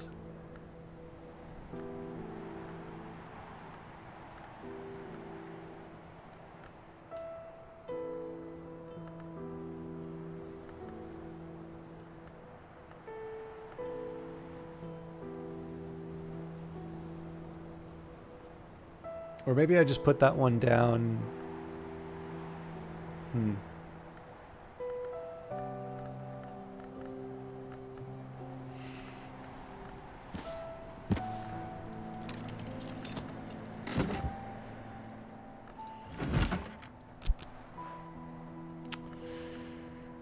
Okay. Probably should have just read these as I found them, but the catch on that is I didn't know how crazy I was going to get. Yeah, so I don't have Hyksos to work with right now. So I'm just going to make a note on that one.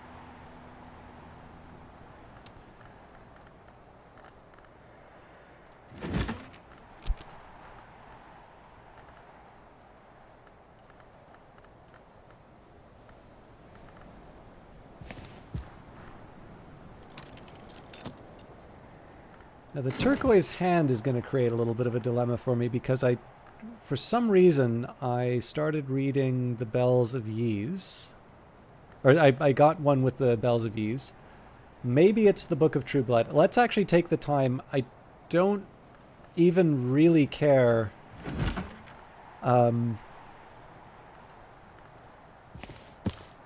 which one it is.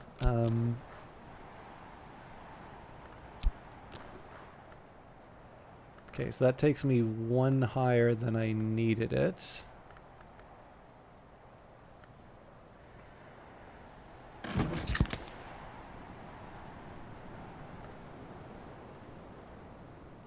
So what I'm interested in here is if I can, I'm looking for the Rose Edge and Forge. Yeah, so History of Inks might have been a candidate there.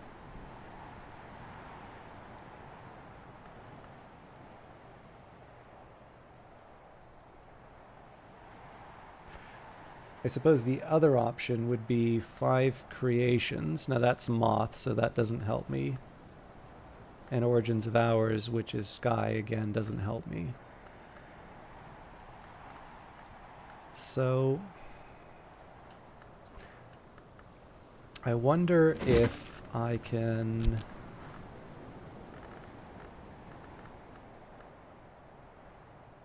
Looks like Preliminal Meter's my best shot.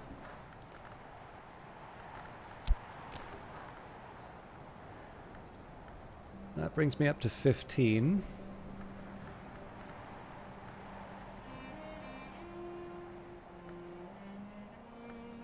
I honestly don't remember which of these I was going for, but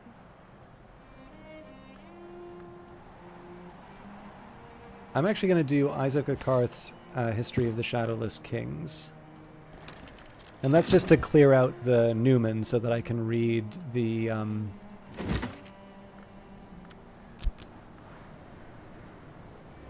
so I can read the Turquoise Hand.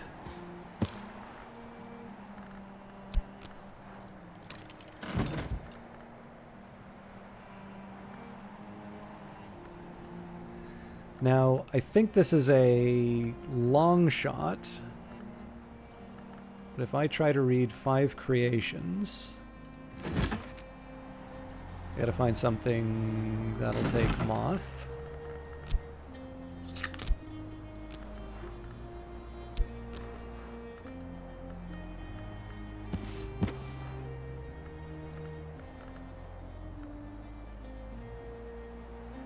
I don't have VAC right now.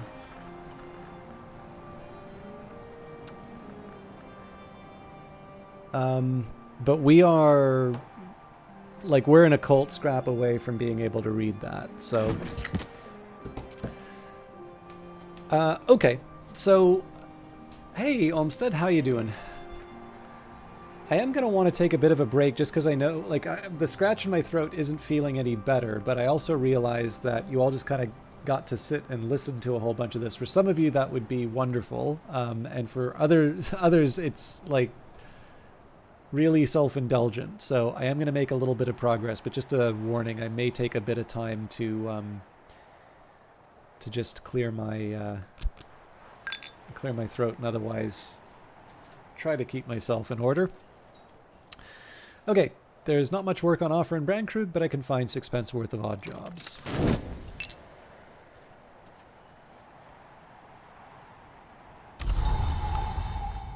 I wasn't even paying attention to the fact that it was the very start of the day, so we've got a lot to do. The skill is now level 4, its power aspects have also increased. So things might be a little weird with my bonus whist. I might be off in terms of the numbers for that. But it's also the one I need to put sort of the least effort into building up, so... Oh, you know what? No, Confounding Parable doesn't give me Moth. So I'm happy here to just let these things run out. So what I'm specifically looking for here is any mention of sort of the Roost or related topics. So the Serenity of the Black Wood, an allegorical history of the House of Leith, which it is here implied is inspired by the Centipede. Serrano Blackwood is an occult alias to this day. The proverbial Footloose gathers travelers in the wood and leads them through, but abandons them part way. They find themselves beset by glorious monsters. The travelers discover that they can survive if they close their eyes. They adopt a closed eye as their sign, and that they can go unnoticed if they dream from the clear, cold streams. They never forget that proverbial Footloose, the Centipede, but they never forgive her either. So it doesn't really seem to have anything relevant to my current task. Inam Kabinglingper Garki Krippus, in which 4 enigmatic figures tell stories that they've heard over the years at the Roost, the secret location where the Aviform Hours congregate. Inam, has not the beach crow shared his treasures? Garki, not the rarest, he takes those things most precious, which he claims found, not stolen. The beach crow, Kapinglingper suggests, is not only a thief, but also a spy and even a voyeur. He has hidden the memory of secret couplings among the hours and their names at the corners of the house as treasures to gloat over. There is a particularly fevered speculation on the liaison between the Ringyu and that fervent hour of the wood and the mare in the tree, who sometimes has been the witch's sister. Now, this one, if I was going to give it to Serena, might... this one actually seems most relevant to some of the things she's talking about in terms of the gossip and consequences for it. So that one I'm going to make a special note of. I also seem to somehow associate the beach crow with the roost, but clearly that text suggested otherwise. The Book of Masks, Athena Vanna's work on the rogue hour called the Vagabond, who is also known as the Laughing Thrush, the Centipede, the Pilgrim, and by many other names, or as Vanna has it, Masks. The Mask of the Laughing Thrush, says Athena Vanna, has a great friendship with the Sun and Splendor, the highmost hour of the Mansus, now divided and departed. The Mask of the Sight Thief painted the river in the Mansus. The Mask of the Vagabond was forbidden the Mansus, not for what she had done, but for what would occur. The Mask of the Centipede recalled her birthplace, Maya, which had punished her for creeping into the temple precinct. This mask cursed Maya to drink not only dust and to be remembered only by the wind, for not beneath any mask does she forgive, and the centipede's hunger is not to be forgotten. Okay, so I'm going to be reading something new in a little bit.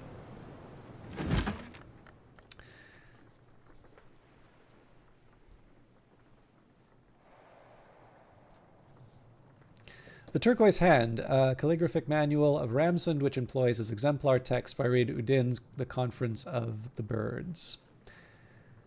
At noon, the sun moves like the beating of a wing. At sunset, he sends the herald child with her candle. At midnight, he sends the wind that extinguishes the candle flame. Commentary, illustrations, and interleavings carry revelations never intended in the original, a sense of history, and the senses of histories. That old lost music. In the right histories, every song ever sung still lingers in wind and echo, untouched by the demands of eternity.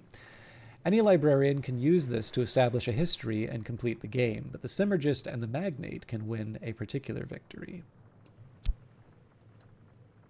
One thing that I find kind of interesting is that each time I read the different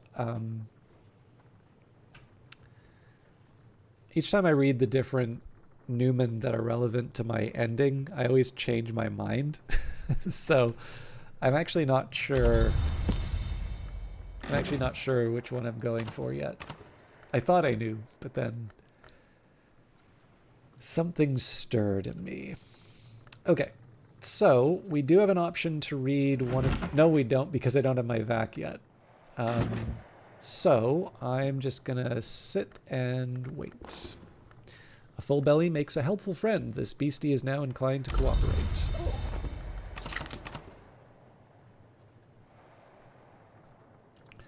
Pleading tuppence. Pluck, pluck.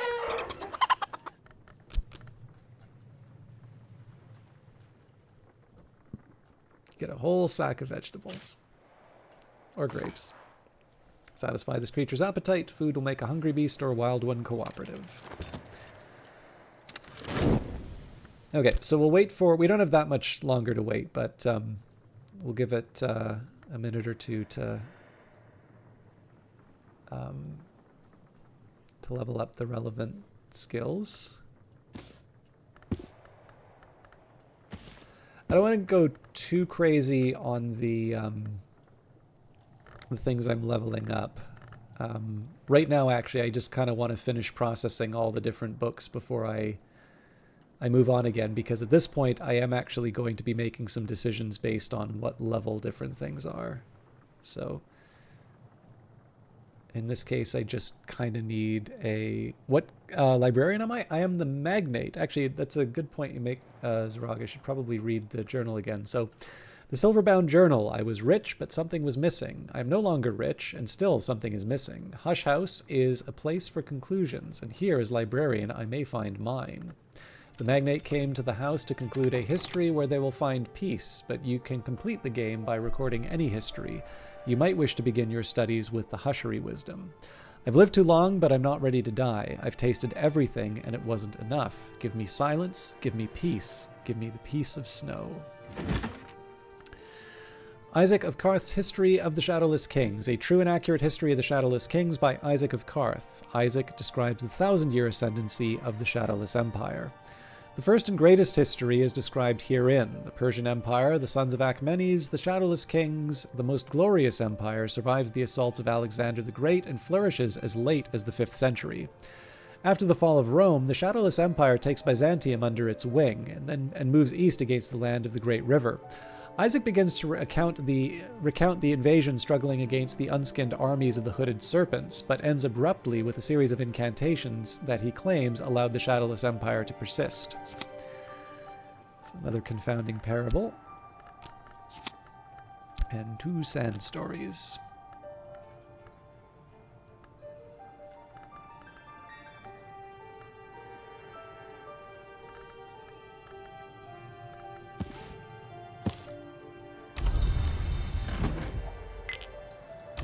Now,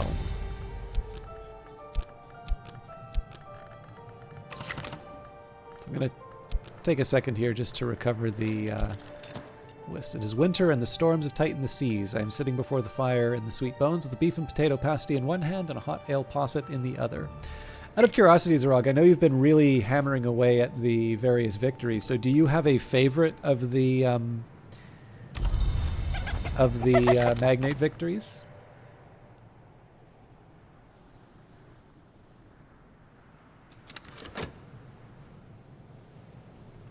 Yeah, well, that's what I was saying, right? Like, I'm alternating between the two that I'm interested in. So there's Towards a Fundamental Aesthetic 2nd edition, and then there's the Turquoise Hand. And essentially, I kind of find, with the description of each one, I sort of ping-pong between which of the broad strokes I'm sort of interested in.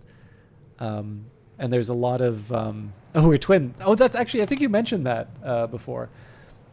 Because the funny thing, too, is, if I'm not mistaken, I think there's only there's only one difference in terms of the aspects. I wrote these down, so I don't need to look again. Where are they?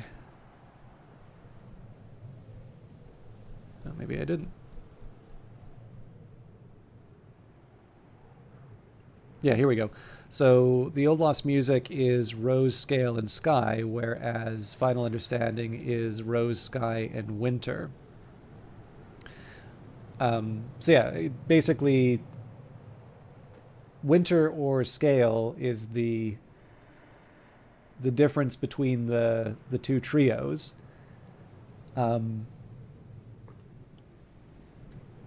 But I mean, that's not an indicator of anything, right? Like, I may like the Rose, I may like the Sky, I may like the Winter, or I may like the Scale. At least if I prefer the Winter as Scale ending, that narrows it down in terms of a Newman, but...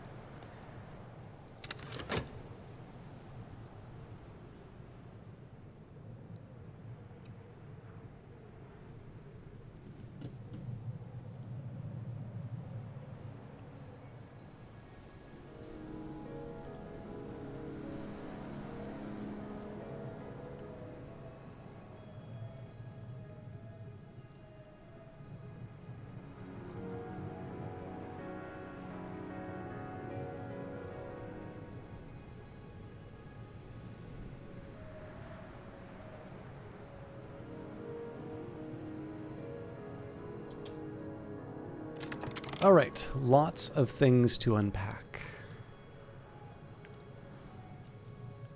Nyctodromi will take my shaft to new thresholds.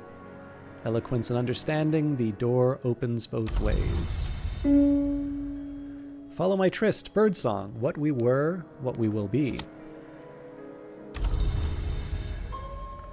Magaphine mysteries. I'll change. Oh, sorry, follow my tryst, I'll change. Magaphine mysteries, the greatest plagues may not be cured, only bound. The very greatest of all may only be entreated, and it is death to do so improperly. Tryst, the change and the longing. Nyctodromi will show my Fet where we can go. Fet, that part of us which walks in dreams. Improve my metal, Horamakistry will heighten my aspirations. Metal, will, self-discipline, that part of us which makes the right choice. Strengthen my whist, Ithistry will ensure my whist endures. Spices and savors, there is no sacrifice without sustenance. Whist, name, memory, that part which remains. Most librarians know that books have souls. Most librarians hope for books with simple souls of whist and nothing else.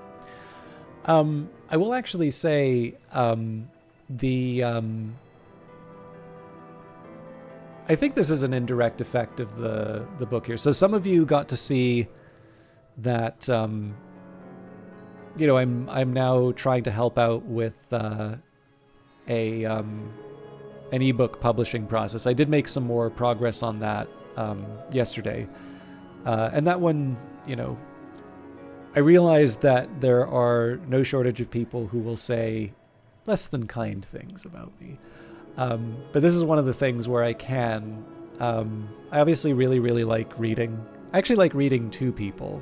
And the last chance I really got to do that was, I guess, The Hitchhiker's Guide to the Galaxy a long time ago.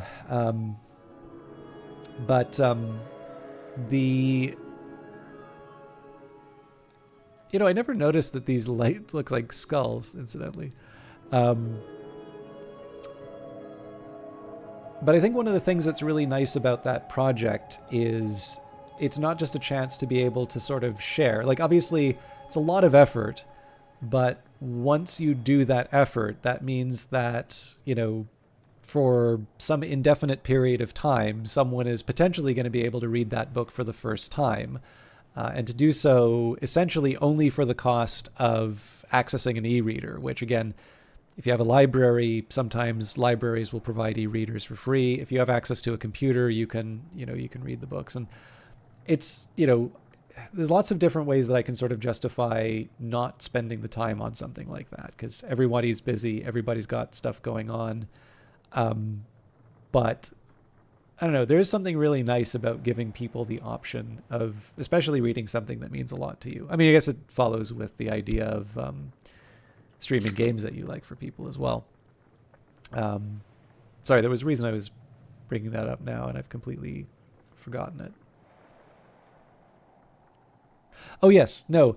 But another thing that's kind of fun in terms of the effect that this game has had in terms of reading, I do have a lot of books, and some of the books are in various stages of repair. In fact, a couple of times I've lent them to people, and like they've had them in an open bag that they just walked through the rain with. And I'm like, and it was a book with like kind of that really thin cigarette paper, like the kind of thing that, you know, you'd maybe see like a Bible or a really thick textbook made out of. So I wasn't exactly pleased with that, but I did have a cover. It was my Jonathan Swift paperback. The cover fell off, or tore off on the front. It was already pretty loose when I bought the used copy, because it's not in print anymore. So that one I sadly had to use tape, but I think I mentioned this before. Like my copy of Fasti, the paperback for that, sort of the glue along the spine sort of fell off and was flapping open. And again, I kind of knew if I kept it like that, it would tear off. So I kind of like this idea of repairing the books and like kind of getting them back in the fight. And I definitely feel that that was something that I really feel like that was something specifically that this game gave. Like, I've never tossed out a book, but specifically the idea of preserving the books and treating them almost like characters is something that I think is kind of new. So there you go. The game makes me do good things. Brighten my Faust. Use illumination to focus my inner radiance. Sight, perception, inspiration, all the glory's gifts. Improve my metal. Horamakistry will heighten my aspirations. Train my health. The wood is filled with life. Health, the dwelling place of the soul. Open my shaft. Skolakosophy will dissolve the limitations of my shaft. Eloquence and understanding, the door opens both ways. Strengthen my whist. Ithistry will ensure my whist endures. Embrace my Arab. Skolakosophy will unchain my Arab. Pride, compassion, hatred, and fear. Embrace my Arab. The wood is filled with shadows. Intensify my core. Preservation. A heart still beats beneath the world's skin. Core. Exuberance, instinct, rhythm. Train my health. The wood is filled with life. And expand my fet. Nyctodromy will show my fet where we can go. Okay, so before I go too much further, I am going to want to take a minute to just see what I can level up with sharps. So that's edge and moon. So looks like sharps is the one that I'll be leveling up with 3. So we can use confounding parable.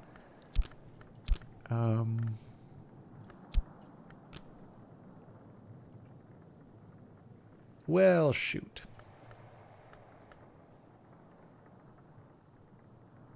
I was trying to think of easy things that I could use to chuck into this, but no such luck. So I'll generate a contradiction and a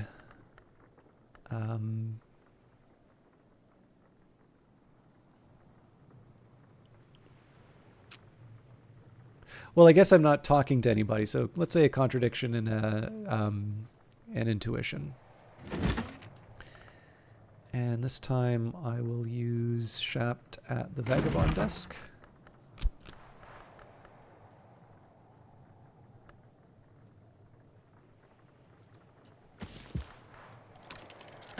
I know we've read this recently, but I can't resist. And intuition, let's do the 3 and the 3. It's been a little while since I've done that.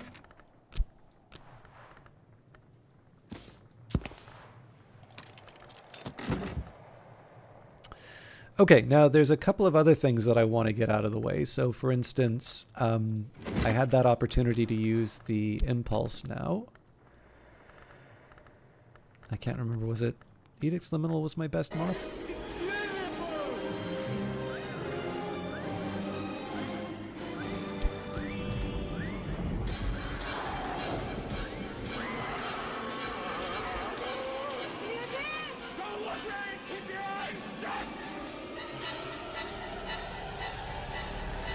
Chunky Man Gamer, I know what your New Year's resolution is. Sorry, I'm kidding. Thank you very much. 32. My God, I didn't realize it was that long. But no, thank you very much for that. I feel like it's been a while, but you're obviously on a streak. So thank you very much for stopping by. I'm sorry to give such a horrible... It's always the same until I'm Skinny Man Gamer again. I feel like I think last time we talked, you were making some progress, though. Anyways, thank you very much for that. This has actually been a very, very nice night for subs. I really appreciate it. I realize it's easy to sound insincere as a broadcaster when they're all coming through, but I do realize that this is something you are all doing voluntarily, and that is not lost on me. So again, thank you very much. If there's a better way for me to express that, please let me know. All right, 5 creations. And again, the connection with the Beach Crow is feeling a little more tenuous here, but I'm curious. Hey, that's great progress. Well done. I can master this mystery. I was gonna say, I feel a little bit better about that joke, knowing that you're making progress. I really should have been careful on that in case you'd fallen back, but that is great great news to hear. There's a couple. I am the opposite. Like I am impossibly skinny, and I do find it easy because Apple's really trying to push its services, right? So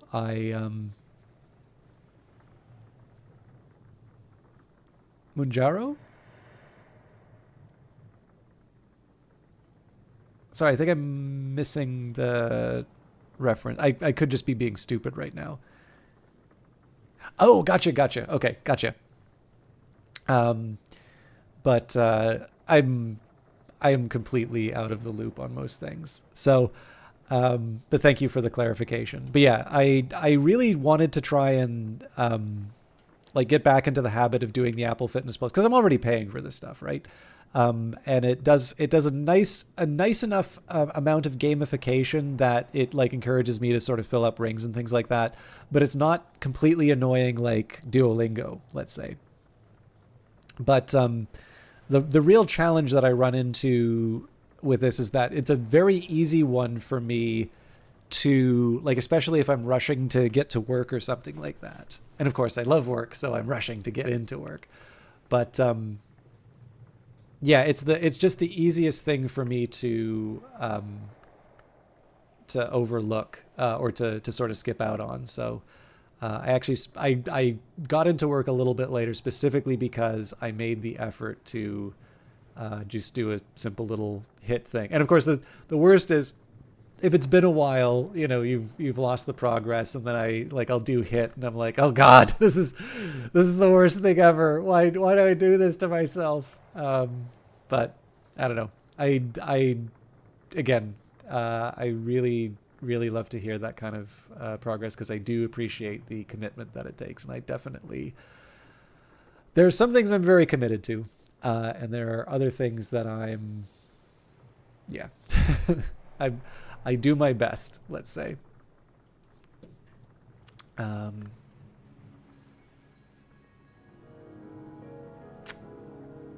right, sorry, I lost track. So I know I was reading. Was it? Yes, the Origins of Hours I can't do. How likely is it for me to do the Book of the White Cat? Looking pretty good, actually, so...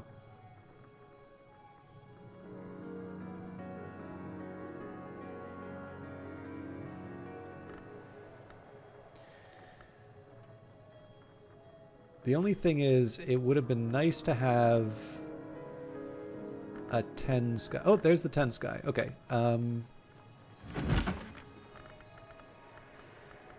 Let's see if I can make this work.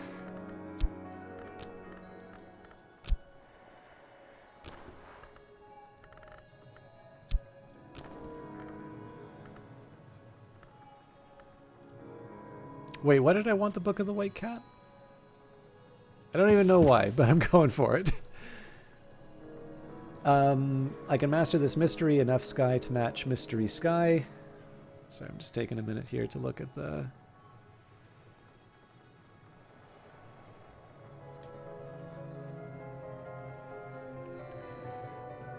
Yeah, it was 5 creations that I was looking for.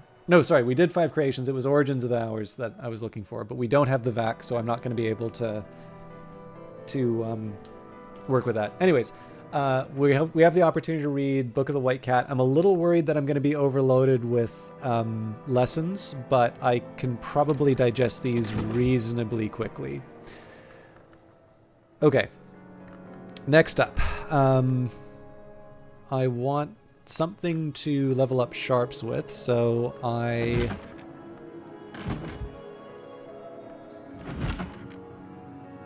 got the intuition, I've got the contradiction, I've got the confounding parable. All those are good. Sand stories. So Moon and Rose.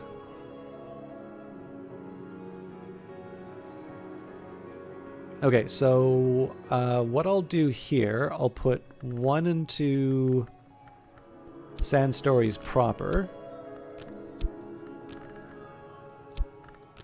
And maybe 1 in Tanks of Power?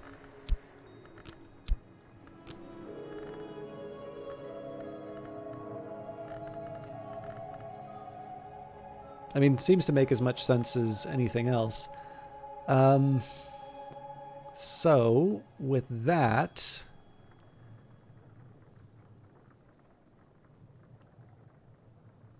Okay. I need to just calm down for a minute and focus on the task at hand. So,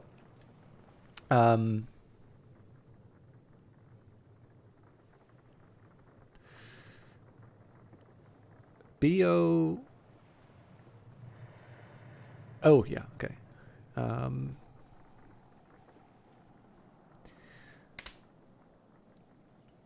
So I want to take a minute here and figure out my... let's give it the 2 seconds at the Sweet Bones, actually.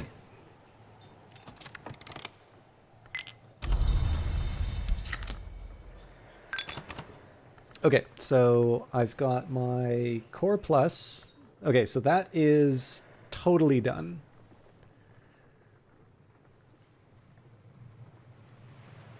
I'll give that a double check.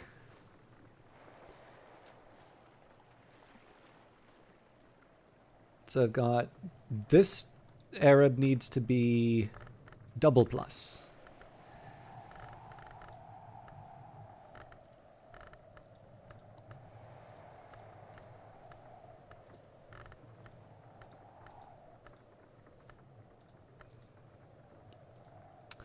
Okay, Skolakosophy. Not happening there, but probably here? Yes. So putrefactions, calcinations. Embrace my Arab further. Skolakosophy will unchain my Arab. Okay, so that's good. So double Fet next.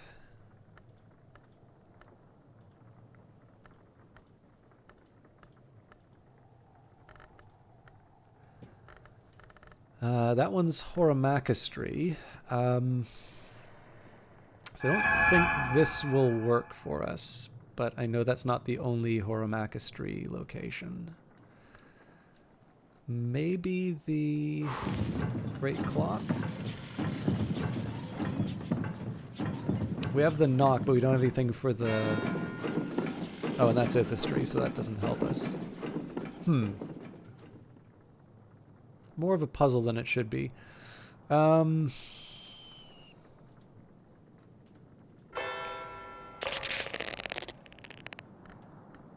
Maybe.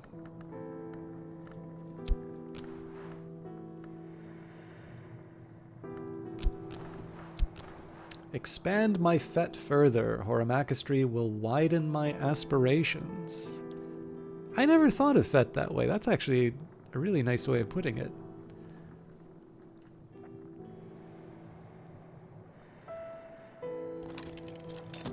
Okay, so Fet gets its double plus. I'm going to skip over health for a bit just because I feel like I have other opportunities. Metal should get its 2.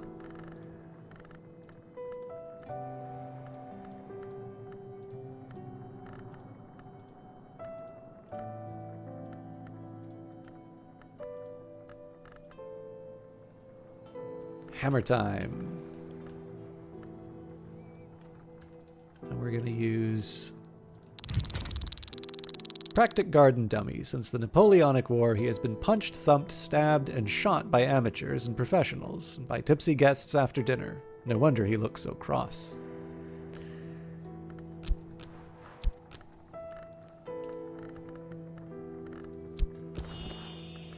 Improve my metal further. Use illumination to understand better who I am.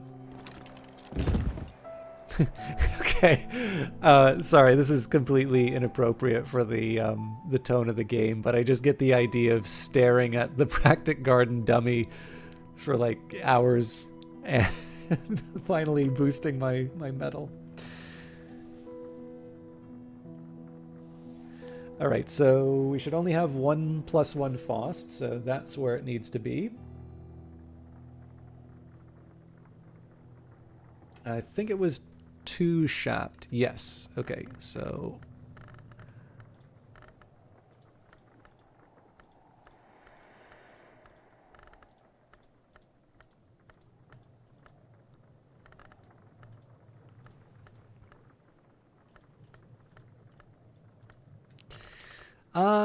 yes.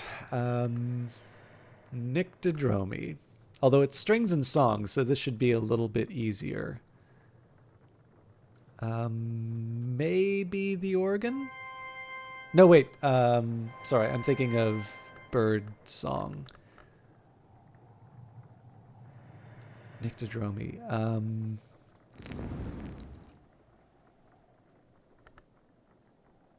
This works.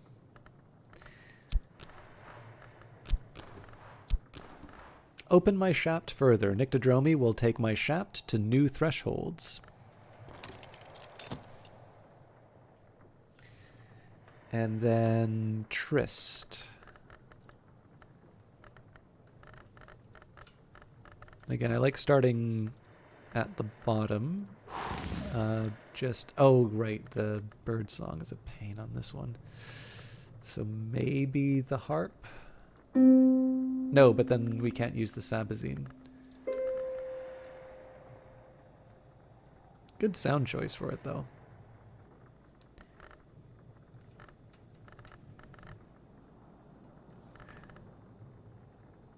Okay.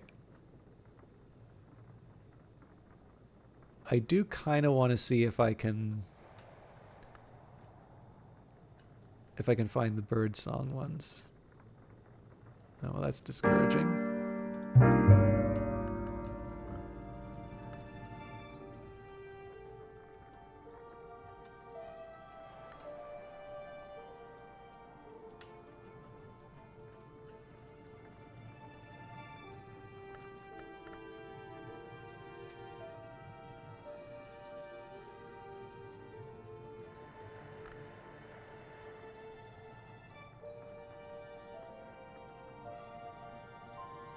All right, so neither of these two are going to have lantern or moth.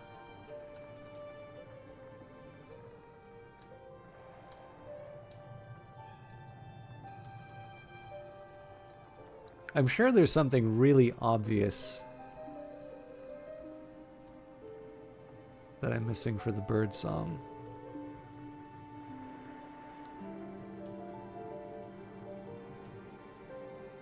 Maybe not. Okay, so in the dawn part, nothing for birdsong there. In the Curia period, we've got the 2 instruments, but neither of them will accept lantern or moth. The obviously the upright piano would be a candidate for moth, but it doesn't accept birdsong. Okay, nothing in the Bronio period. And for the dawn period, I'd actually say dawn period is the one I would expect the least. Okay, yep, it's just that hard to find birdsong. Fair enough. So what's the next tryst? Fusine? Well, that's going to be interesting. So I need to find Hushery that will take moon or moth. Oh, okay, actually that can't be that bad.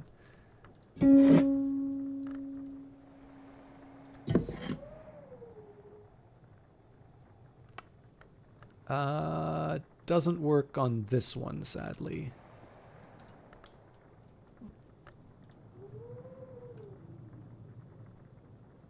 It's really giving me a run for my money here.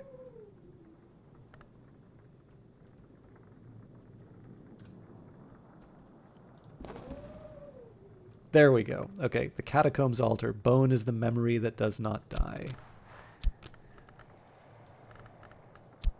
Oh, for heaven's sake, I forgot the Fusine. All right. I actually think it may be the case there isn't a combination that works with the Fusine.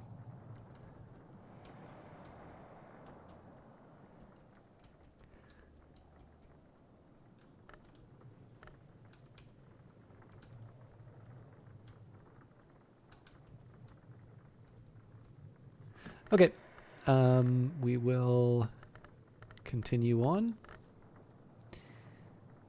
So Sky Stories.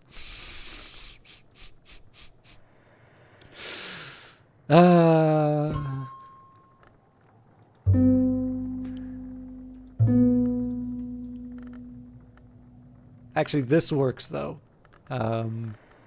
Sky Stories because it takes the sky, and then we can add the 2 tryst because of the moon. Birdsong, what we were, what we will be. Sorry about the time that took. And now I can... Okay, so there's 2 things that I can work on now. I can work on my Whist, and actually the funny thing is, I think... So if I level these 2 up, so that gives me the 2 pluses. Yes, okay, so if I can find enough Whist to level up, we can actually get our Whist plus plus plus, or rather our plus plus plus Whist.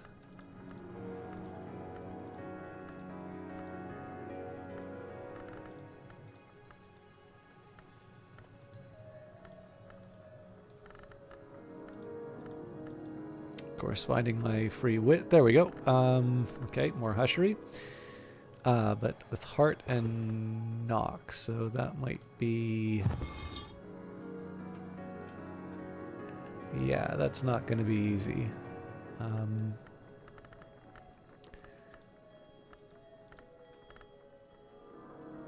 Sights and sensations, that seems easier.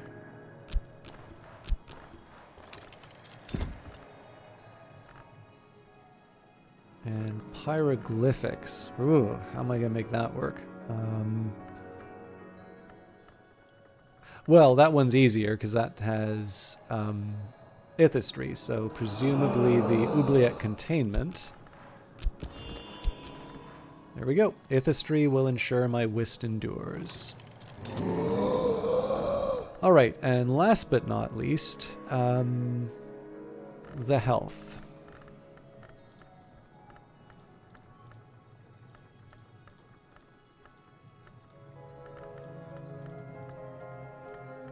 I'll have one more upgrade to do after the Whist is done, but...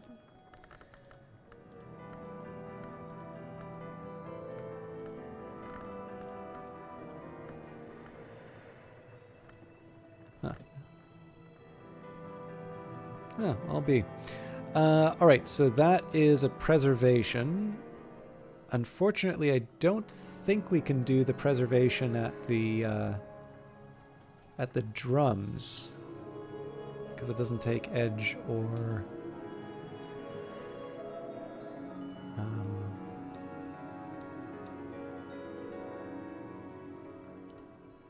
pretty sure one of these altars was preservation.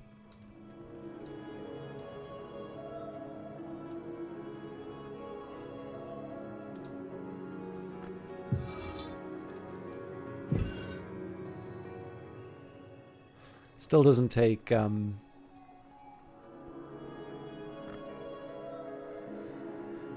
huh.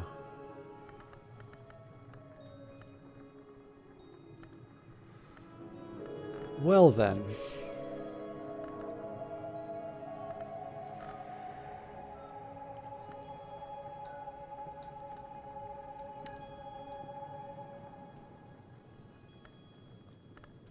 That's...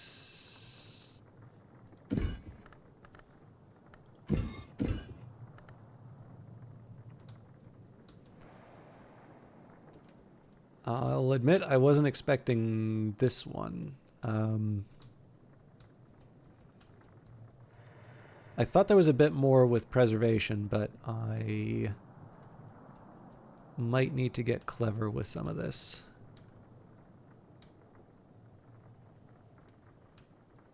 Yeah, so we got the drum.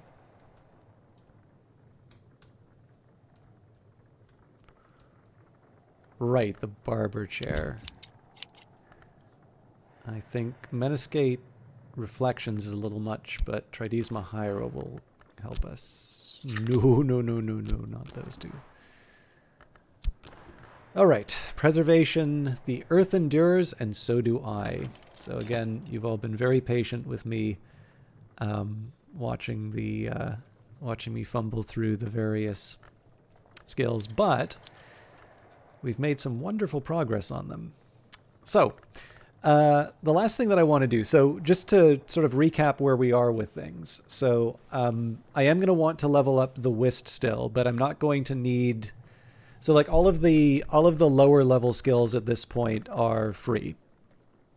So essentially what I'm going to be doing now is I'm going to be thinking about how I can level up Sand Stories, and remembering that I was going to level up Sand Stories and then Inks of Power. So I want to get as many Moon, Rose, and Scale as I can.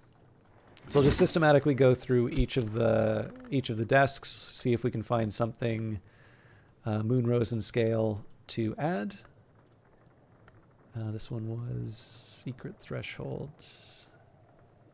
One of them was Rose. Yes, this one will work. Although we've already used up the VAC, so... all right, moving on. In the reading room, we will use our Whist.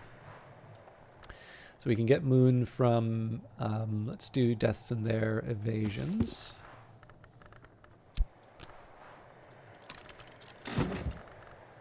So that's a secret, Stolen Secret, so that'll get me Moon.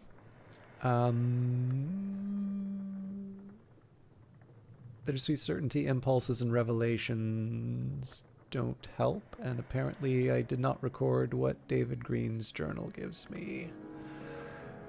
I'm sure I recorded it and then I just forgot to actually commit it. And then I actually don't think I have that many desks left. Okay, for possibly my last desk. We've already got a Confounding Parable. Revelations doesn't help. Pattern doesn't help. But Hindsight does.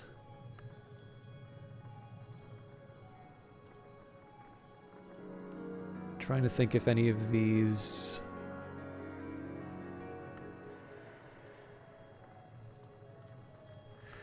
what I will do here is I'll read 7 shards, and this is just because this is relevant to a conversation that we had about the different types of metal in the previous stream. And then Caller's Desk is open, so we will read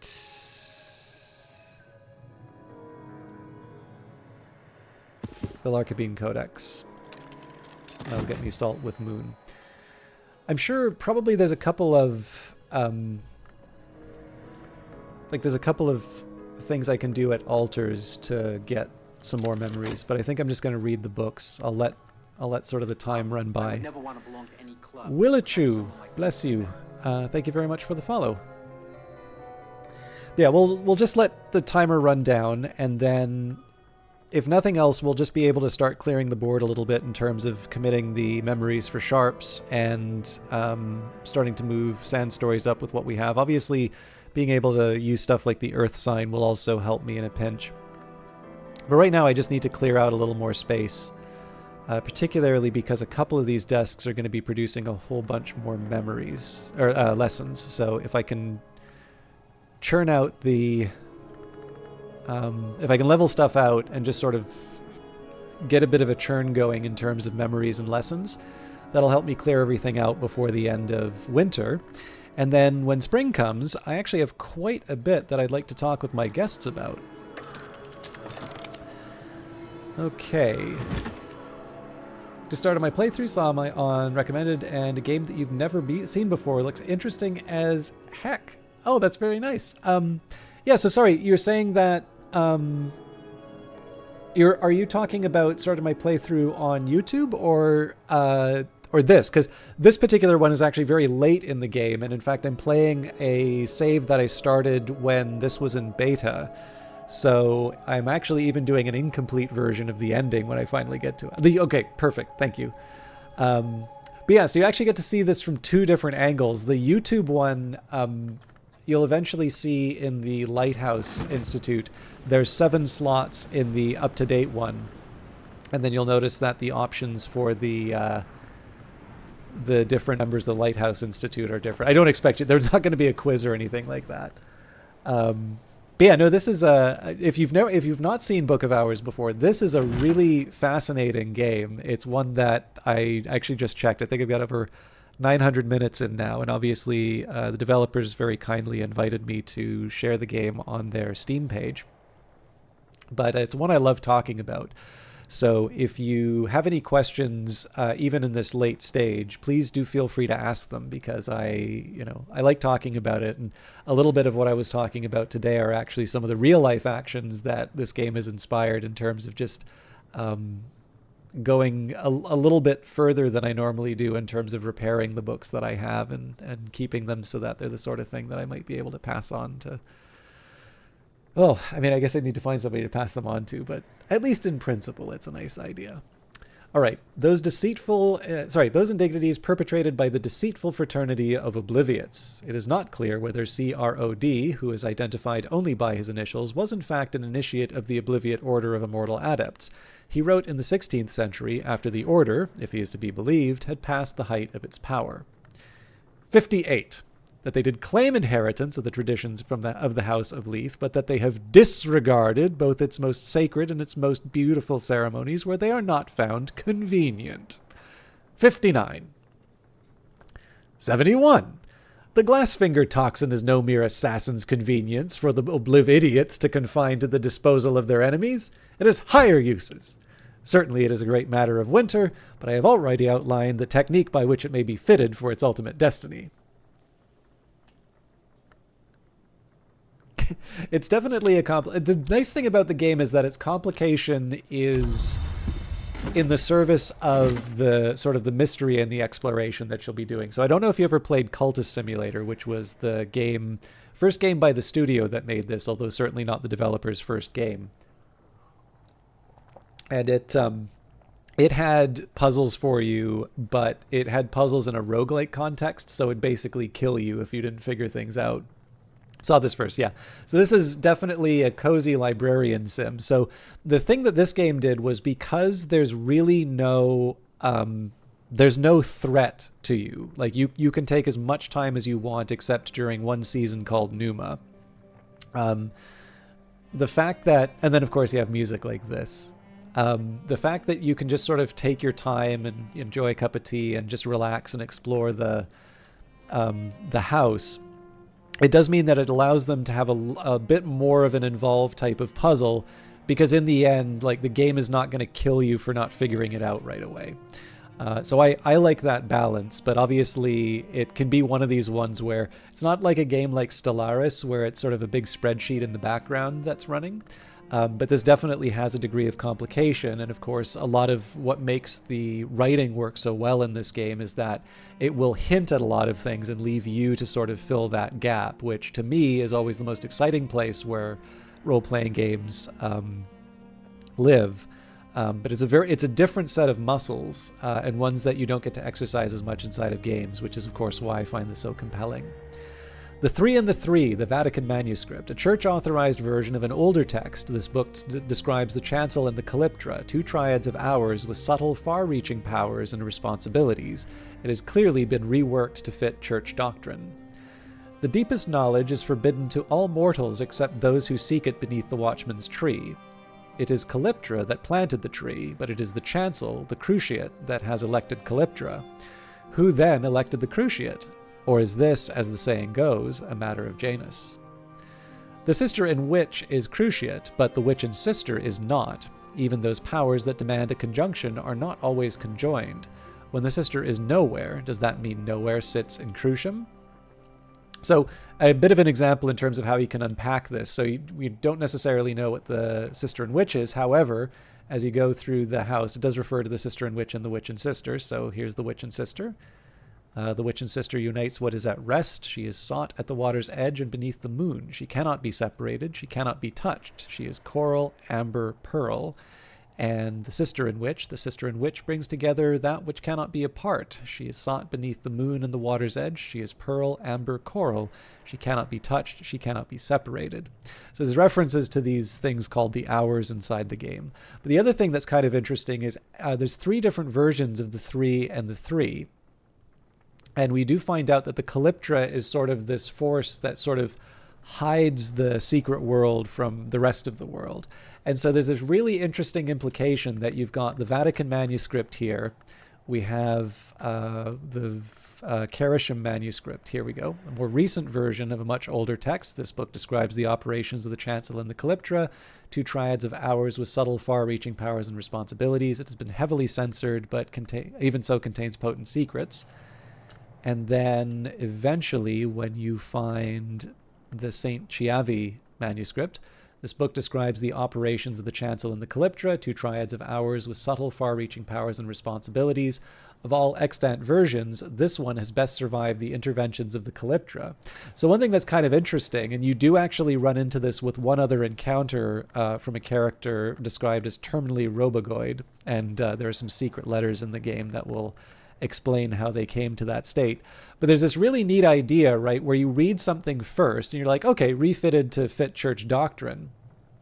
But as you start pulling on the thread and you get later on inside of the game, you suddenly realize that something that has a very intuitive understanding in real life, all of a sudden this idea of refitting manuscripts to doctrines actually is potentially the operations of this force that keeps, that which must remain hidden from the world. And so, again, like it's perfectly common to think about books that are adjusted. In fact, we were talking about bastardized versions of books in a previous stream for something unrelated. But this game has this really interesting habit of taking real world concepts and just making them a little bit more magical. Like you'll run into some things, even like at work, just to give you an idea, like at work, you've got like a logo for wherever you are, right? That's just the nature of basically anybody who has a job, right? Like companies, organizations have logos. And even now, like I can look at the logo of the place where I work and I'm like, this has significance. So, I mean, obviously you can turn into a bit of a tinfoil hatter, thinking that way, but it is a very fun way to look at the world when you play this. All right, Forge, the work accomplished. The Temptations of Architecture, the antiquarian and nyctodromist Ambrose Westcott writes of the dangers of doors, with particular reference to a house in the Bounds named Treowin. This is a real place, by the way. No doubt they've come to regret the ambitions of their winding stair, even now in Treowin. A silver sea is unwisely visible from a rash window. Westcott explains that the wheel locks, the charge holders of Treowin, have had recourse to dramatic measures to prevent oniric encroachment, removing the entire top floor of the building. Nevertheless, he writes, the business of the Moon Hall has begun to touch the other business of the house. Secret Death Threshold. It's not easy to draw our own doors, but it's not impossible. Deaths and Their Evasions. Father Stanislav John Schaller writes of the means and limitation of passage between the orders of the Mansus. No long names hours. Unusually, Father John has written this book in Fusine for, he says, especial secrecy. He speaks very cautiously of the exceptions that can sometimes be made to the edicts of Chancel and Calyptra, and hints at the means by which he successfully returned a lantern long to flesh. Schaller mentions most cautiously of all that he has been permitted to see a book that speaks more deeply on the matter, but that it is surrendered into the shadow of a covenant stone of the Watchman's Tree. It can be retrieved if the 99th wink is reserved under the edict's liminal. So this is actually the book that uncovered one of the secrets of the house, which I hadn't found yet. But it took a lot of effort for me to figure it out. In fact, it was basically a chance highlight to figure out that this thing had a special use. All right, this is the one about the different types of metal that we were talking about a couple streams ago. The Lionsmith, one of the 2 great hours of struggle, broke his sword into 7 shards. Natalia Brulot, 5th librarian of Hush House, describes the nature of each of those shards, allegorically and otherwise. The 3rd shard has then been identified with the Cry of Pain. The Lionsmith is a stoic hour, but we must assume that in the sundering moment, even he might have been unable to restrain his distress. Now the sound of tin under pressure we call the tin cry, a reason perhaps for the further identification of the 3rd shard as the Shard Royal. The 7th shard we call informally the Invincible Audacity, which is struck from the winning move as the winning move is struck from a memory with the application of sufficient forge. Yeah, no worries, Willichu. Also, thank you very much for using that emote. Definitely one that I cherish. But definitely, please enjoy the YouTube series. And again, obviously, my stuff isn't for everybody, and everybody's going to have their own engagement with the games. But if you do have any questions, even if you think it's something that might be covered later on in the series, obviously comments do help engagement numbers on YouTube, and I'm always happy to talk about the game in here. So even if I'm playing something different, if you have any questions, if you're not clear in terms of why I made certain decisions, I try to keep who I was when I first played the game in mind, but it's hard for me to do sometimes. So if you do have questions, please don't ever hesitate to ask them in whatever way you feel comfortable. But I hope you have a good time with however long you stay with the series. Thank you for stopping by. The Larkabine Codex. Christopher Larkabis claimed to have purchased 2 handwritten copies of the Codex from a family of witches on the shores of the Sea of Marmara. A 3rd was given to the sea. The sister and witch came from the west, where they were born in 2 wombs, one a princess, one a monster. Nevertheless, they loved each other from birth, and met in secret to seek union. When the great drought came, the kings of that land tried to sacrifice the princess and the witch, so they sailed across the sea. When despair took them, they flung themselves into the drowning waters, and so found the Painted River, where they entered the manses through the offices of the Red Grail. Nevertheless, the Codex ends with the condemnation of the Grail.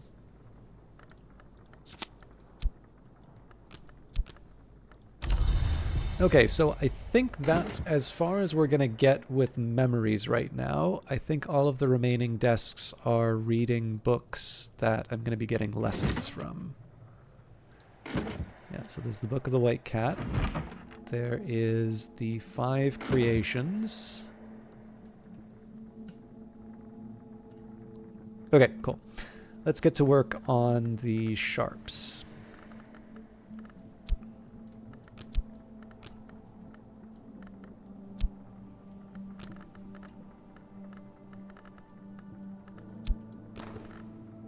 I think we only have metal left for this, so... Now, anything with edge and moon... Or, okay, moon is free, but anything with edge should go in first.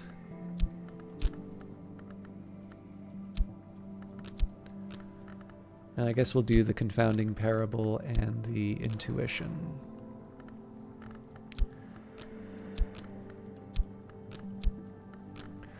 Another fruit plucked from knowledge's tree. Improve the skill to level 4. Now the funny thing here is that because of this hindsight, I'm actually going to have to level up the Inks of Power first. But it's not the end of the world. I just need to get the Rose and Moon again.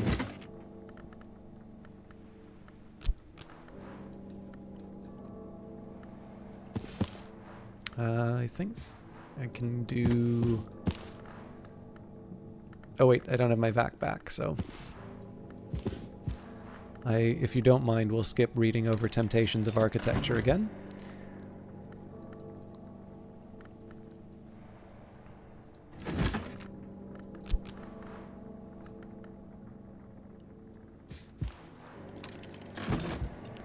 Okay, Stolen Secrets.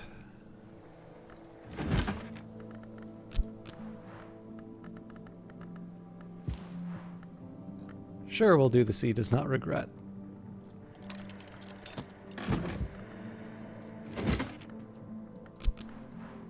And then I need a replacement for the hindsight. I guess we can go for a confounding parable in this case.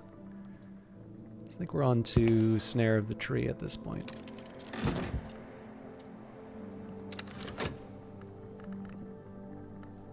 I could theoretically also prepare for these other lessons that I'm getting, so... this one we would get... Oh, interesting. This refers to the Aviform hours. So that's Sky and Lantern. And then Moth and Gray. You know what? I really should be getting more prepared, but I'm also honestly feeling the day kind of catching up with me, so I'm just gonna roll with it and see where things go. Hopefully by the end of the day, I think we're gonna need a little bit longer, but I'm hoping the only last thing for me to level up will be the skill is now level 4. Its power aspects have also increased. So what I'm hoping here is that for the last level that the last thing that I'll need to do in terms of leveling up the skills will just be the Whist, and everything else will be at the level that I need.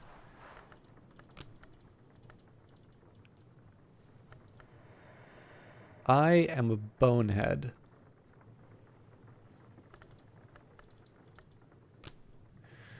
Alright, how do I save this? Occult Scrap and the Earth Sign.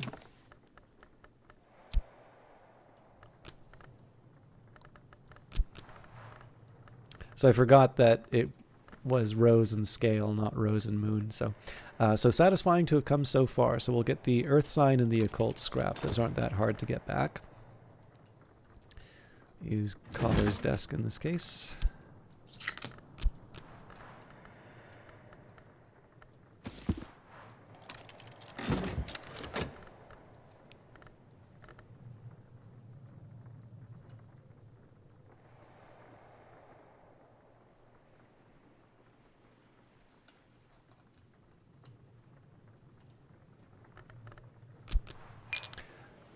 We can make a little money. I could offer help with correspondence and arithmetic. There's no school in Brandkrug, and not everyone here knows their letters. Right, night has fallen. Dawn will come soon. Let's see what I've got to play with. The Book of the White Cat. Stories brought by a blind white cat to Penelope of Gordian.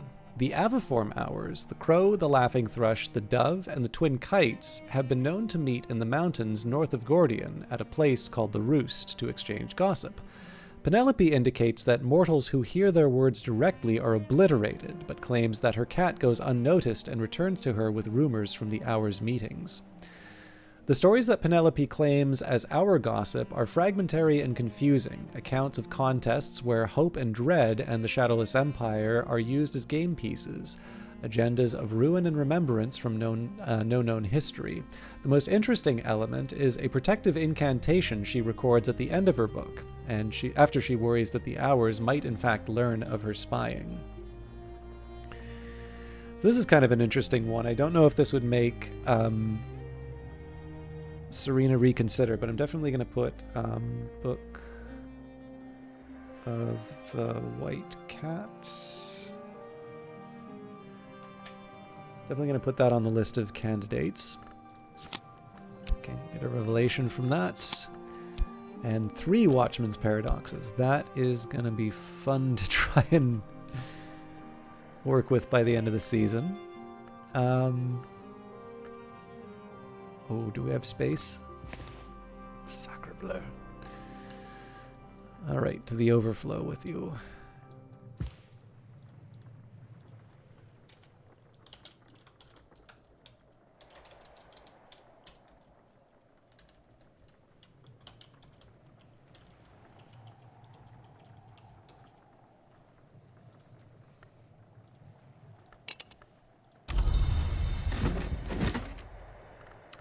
This one's interesting. 5 creations. The itinerant scholar Sohai debated 5 possible origins for humanity with a hooded figure since claimed to be the beach crow.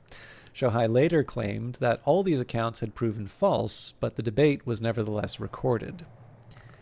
The carapace origin. We were born from shell, like the children of the wasp from the spider. The glorious origin. Our life motes descended from light. The origin befouled. We were found naked and smeared with muck in the roots of the wood.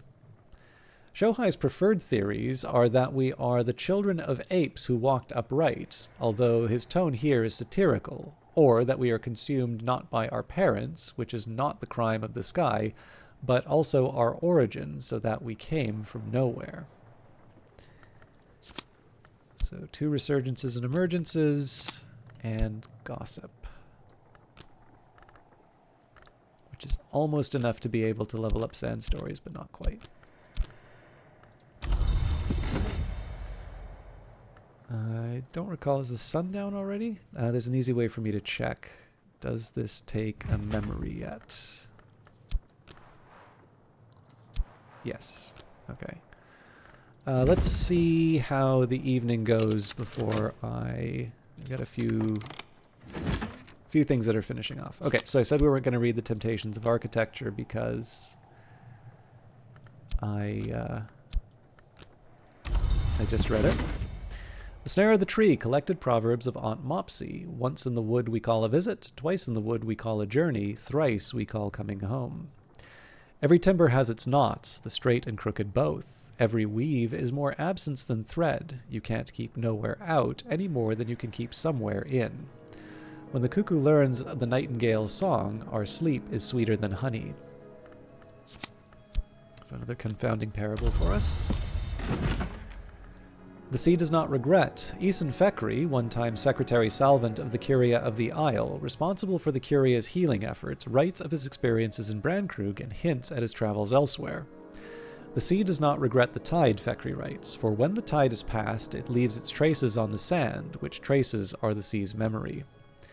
Fekri is a keen fisherman and speaks glowingly of the fish suppers of Brandkrug. He also admits that his enthusiasm for the bounty of the sea has altered him, that before he came to Brandkrug he consumed only those things found in the earth. I was the greater thereby, but all of us give up what we were to become what we are. I actually stole this line in a text message once, but I'm stealing from the best. The account of Kanishk at the spider's door. Lok Kahuli, Kanishk's victim and lover, wrote this account, perhaps posthumously. Kanishk sought to become a name. In pursuit of that end, he made Lok Kahuli the vessel of his appetites, promising Lok that they would ascend together. At the spider's door, he betrayed his lover. The Chiliarch listened to it happen, and then forced Kanishk into his service. The Chiliarch cannot be denied. Lok Kahuli remained to write this work and to describe the outer magics of struggle and contest.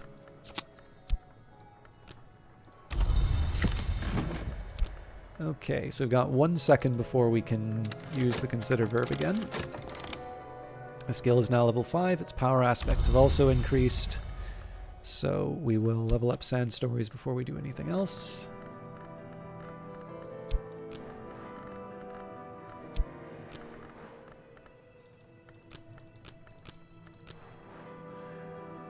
Is there any hope that I'm going to be able to level up these lower...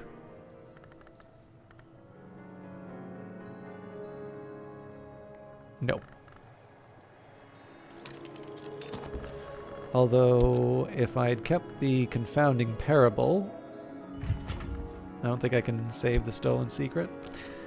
I'll keep the foresight just in case. Now that night has fallen, I can rest and perhaps dream on the day's doings.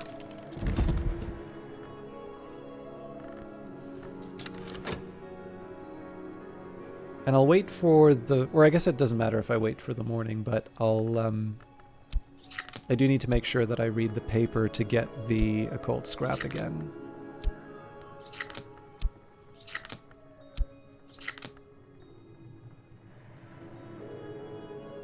But all told, I know we didn't really make progress beyond a day, but I'm definitely feeling like this was a good day's work. We're finished all but one of our Element of the Soul upgrades. We've actually taken out a couple of the bigger books. More importantly, we also found multiple books that might satisfy the curiosity of the further story. De Ratio Quercum. In English, the title translates roughly as The Account of the Oaks, but this is Nathaniel Darcy Evers' fascinating, if haphazard, survey of the occult properties of every tree he can find, not just oaks. In Persia, Taxus baccata, the yew, is called Sorkdar, which is the red tree. There they had long understood the grail root. In later times, the great king of Pontus had beehives set in the branches of the oldest of the female trees. The berries of the Pontine yew open the door to death, but the honey of their flowers opens a different door entirely. This was not the great king's Mithridate, but one who has suckled at the great yew fears poison no longer. Perhaps they should. Nathaniel is here distracted, however, by the toxic properties of certain inks. He does mention more usefully that the minor ink of power Yew-Gall can be brewed through rites of the roots with the assistance of the aspect nectar.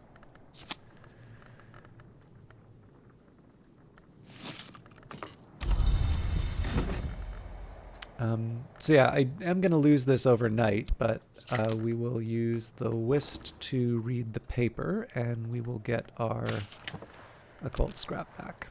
Investigate the object. You won't use this up or consume it by doing this.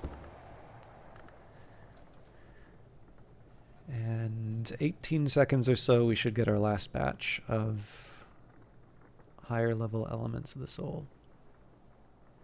The main advantage of these higher level items: an afternoon spent profitably reading newspapers to the curious, writing affectionate letters for the lonely, steering farmers to the requirements of the Ministry of Agriculture.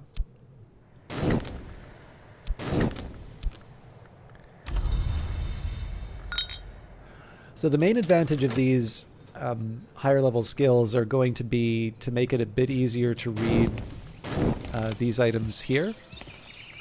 I'm actually going to just rearrange my library a little bit.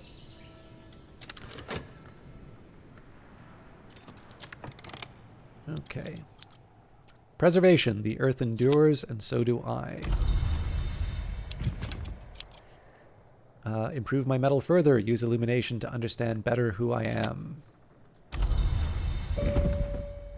Birdsong. What we were, what we will be. Nyctodromy will take my shaft to new thresholds. Strengthen my whist further. Ithistry will ensure my whist endures. Embrace my Arab further. Skolakosophy will unchain my Arab. Sharpen my whist further. I'll remember.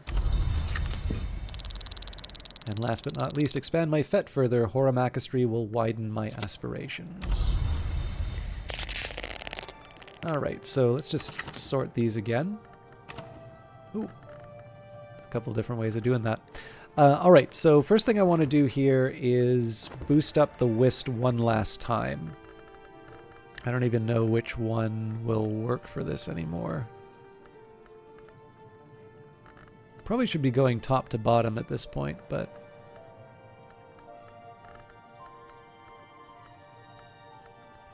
And I'll recap in terms of the reasoning behind why I've built it up this way. Oh, here we go. Surgeries and exsanguine. Oh, that's right.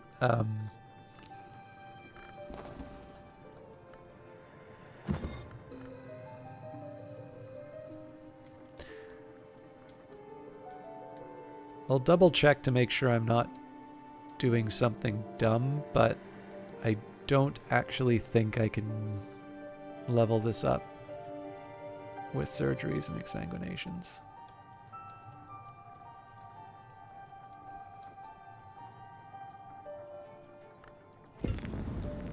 Not even close.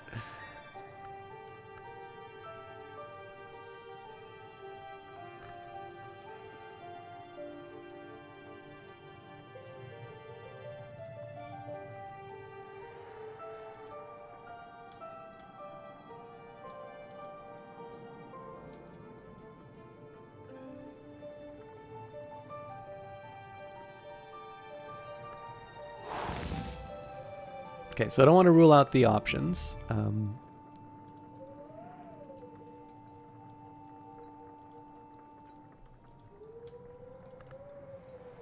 Okay.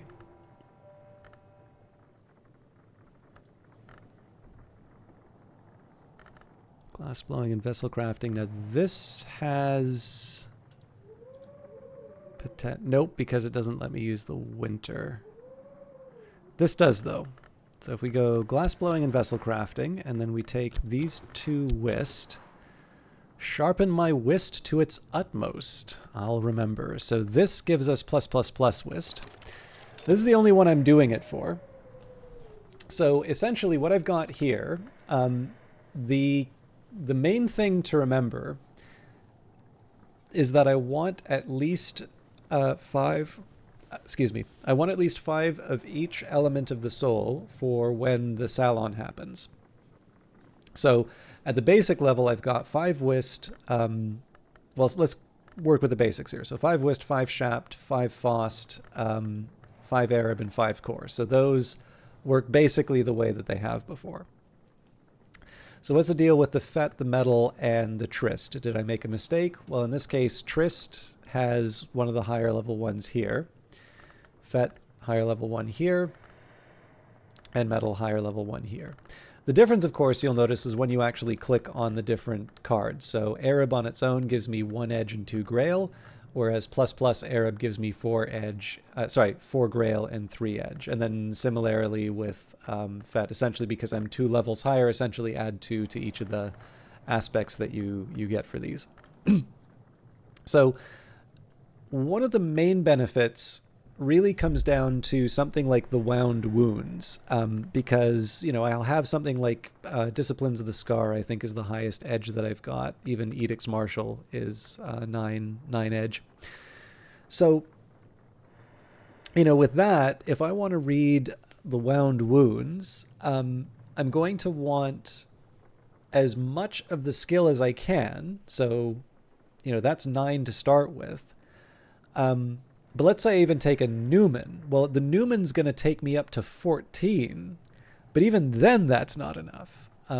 So the best that I can do right now, we've got the Metal and the Disciplines of the Scar, so that brings me up to 12.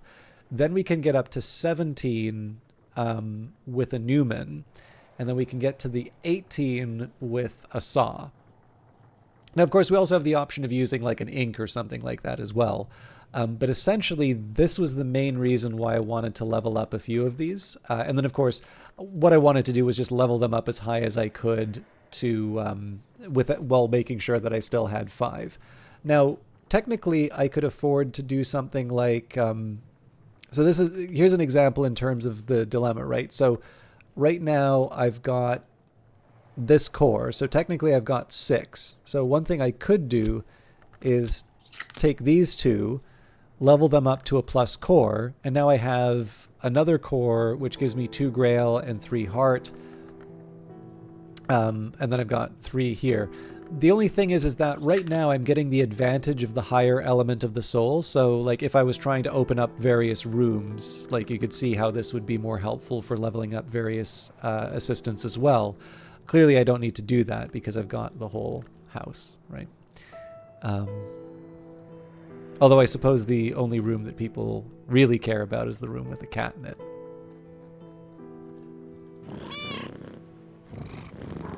Oh, you were hoping to work on that desk? Where's my friend the Living Relic? Or did I not get one this... Maybe it's my YouTube playthrough that I'm thinking of. I feel like I should get a Living Relic before the end of this. In any case, yeah, so the main purpose behind this is that this still gives me the flexibility of being able to read the various books that I want without sacrificing the salons, which of course are going to wind up giving me extra lessons and so on and so forth. So I'm kind of having it both ways. Obviously, it would be nice to be able to have everything up to +++. But clearly the Tree of Wisdoms wasn't gonna happen this time around. There's actually one other thing I want to do really quickly, so I just want to double check that I've got committed on every single one of these skills. So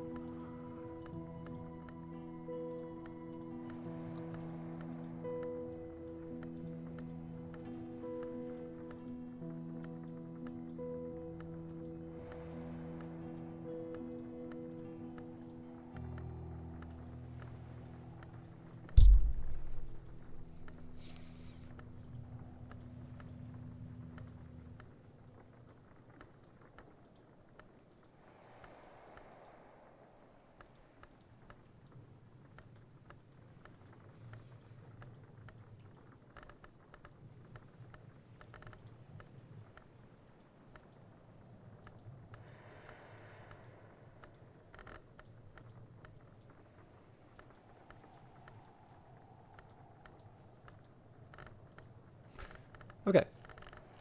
Unless the one... Well, yeah, and I guess by definition, if I'm leveling up a skill with this one, it has to be committed because I couldn't have the attunement if I didn't. So, yes. So this is what the final form of my Tree of Wisdoms looks like in this playthrough. Everything up to the top level. There is an achievement for each of these individually. And what I might do before the end of the playthrough is I might actually do... The thing I really appreciate about this game is how sort of you're communicating something of a worldview through the selections in terms of the Tree of Wisdoms. But I might save that for a day when I don't have sort of the scratch in my throat. So, the last thing I'm going to do...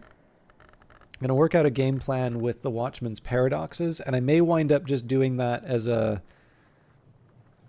you know, like a IOU for the start of the next broadcast, but I'd like to get that out of the way just so I can start fresh and I can focus more on the guests for spring. I do actually need to take the time. It's funny, it's like one of the few times I haven't leapt at the opportunity to work out a whole guest list and what I'm going to cook all of them, but I'll save that for another broadcast. So, let's see. Let's see what we can do here. So I think probably with Resurgences and Emergences, we put something into Great Signs and Great Scars. In fact, I think we put 2 into it. Because there's no moth for... yeah, okay, so 2 do.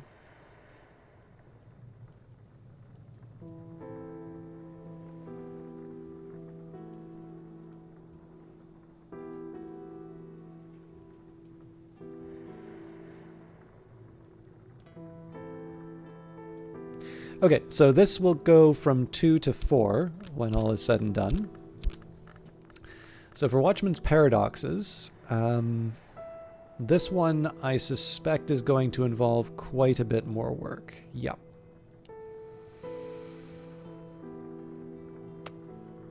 Okay, so I'm thinking... Stitching and Binding, Strings and Songs, and Lockworks and Clockworks all up to level 6. And I'm putting Lockworks and Clockworks last on that for the simple reason that I'm going to be fighting for knock stuff with Great Signs and Great Scars. So, let's get...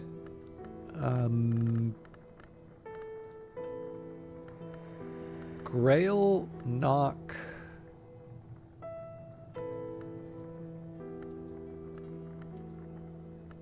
Grail, Knock, Sky, and Heart.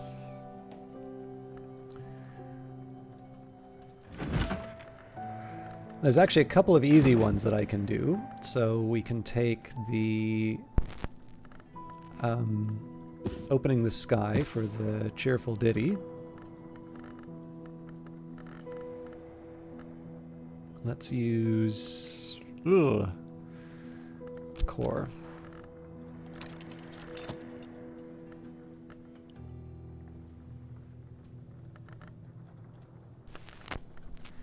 And then to get the Beguiling Melody, I know we use this one a lot, but we'll use the Lake Vicino recordings just because that frees up another slot for me to get the Beguiling Melody from other places. All right, so this will get me Knock.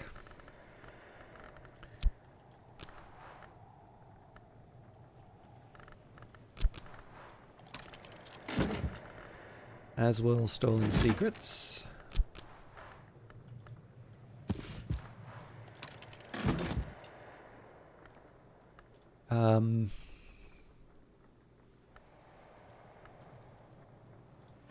Should probably remember to read David Green's journal again just to remember what's in it.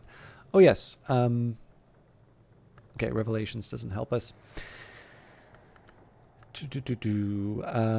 This will, though. So the moon's egg. So that'll get us some sky. Pattern will get us knock.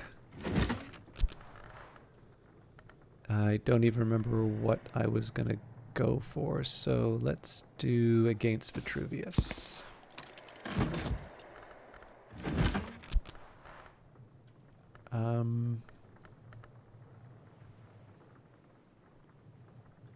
Okay, we're on to crossing to noon. The Red Sea does not regret a little prematurely.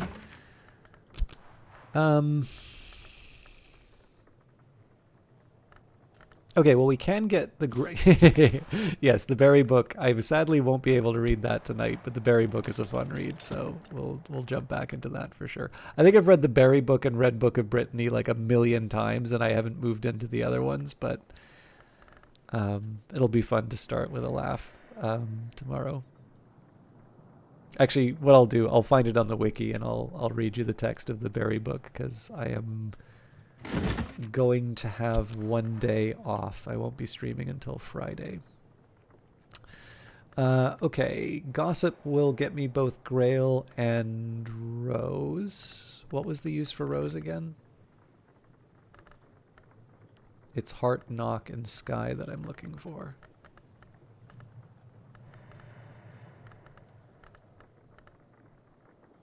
But the Grail will work with Great Signs and Great Scars, so.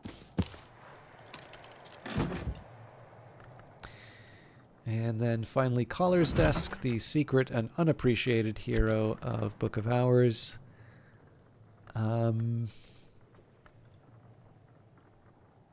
Intuitions gives me Rose, but I need to remember why. Right. Nope, Strings and Songs is Heart. So any Rose I was going for was a waste of time. Probably What Does Not Bark. Oh yes, and I could have also used the Savage Hymn. But we got enough to go with for a start, I think. Actually, if I'm really inclined, I could take Drums and Dances. I don't even think I need anything but a... Yeah, we can just make a Savage Hymn. Could actually probably also make a Wistful. Yeah. Use Strings and Songs. Yeah, we could do a Wistful Air with...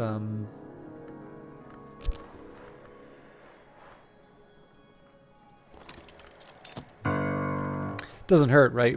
It's not like we're...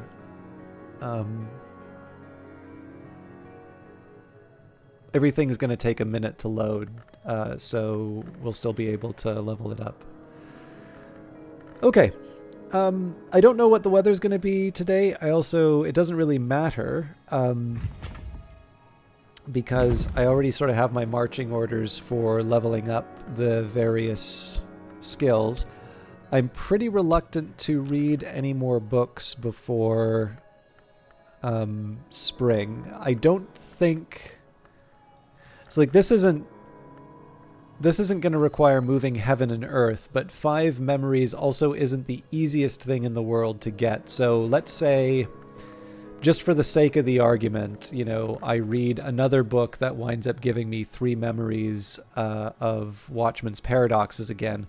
Well, that at minimum is going to be 3 5s again, and I might be able to get through that through a day. I may not be able to get through that through a day, but it does mean that I'm potentially going to have to play catch-up during Numa. So, you know, again, it's probably better to play it safe. What's most likely going to happen, because we already sort of reviewed these for... Oh, no.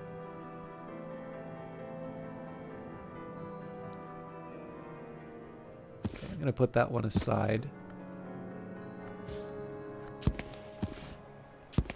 Because we read that one, but I didn't shelve it like a clown.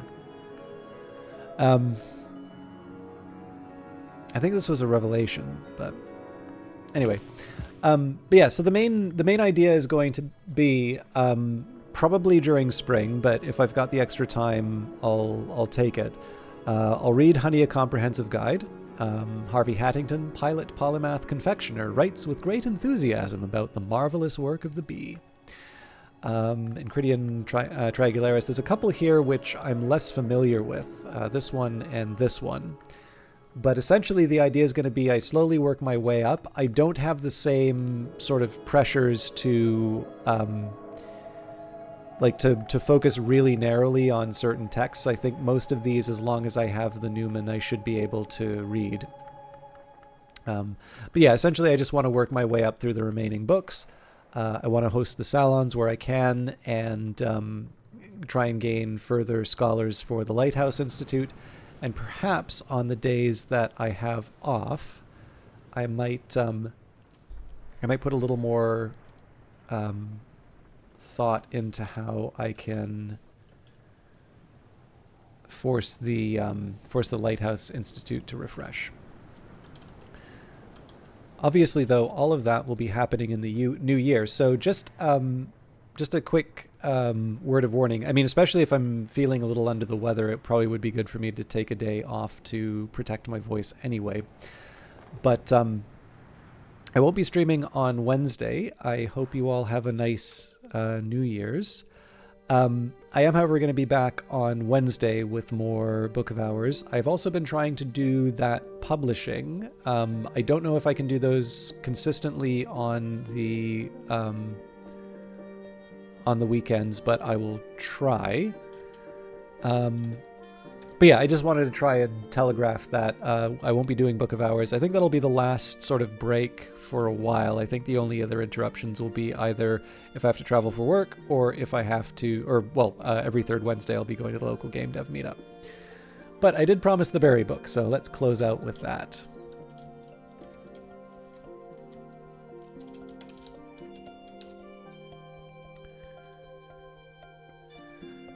There's a Blake, 7th librarian of Hush House, talks about fruit for no other apparent reason, but it was the kind of thing that she did. She talks about fruit in the woven language Killisimi.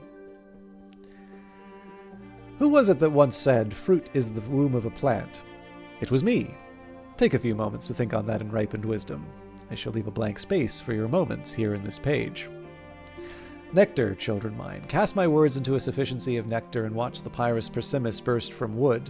Gather more nectar, wring it from the trees and the earth, and our persimmon gushes forth the sacrament. You will thank me. So, anyways, thank you again, everybody, for watching. I'm going to just see if I can find someone to host tonight, and it sure would be nice if I could find my broadcast window. Maybe I don't have one. Maybe I haven't been broadcasting all this time. Sorry, I am a complete disaster.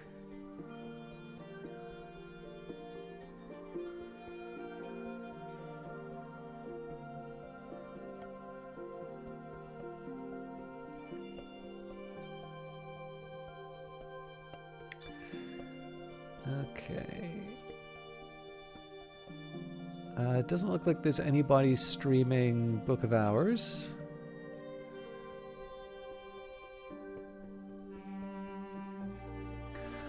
But I do see that Vesper Fortune is currently playing Final Fantasy XIV, so I know a few of you are probably fond of that. I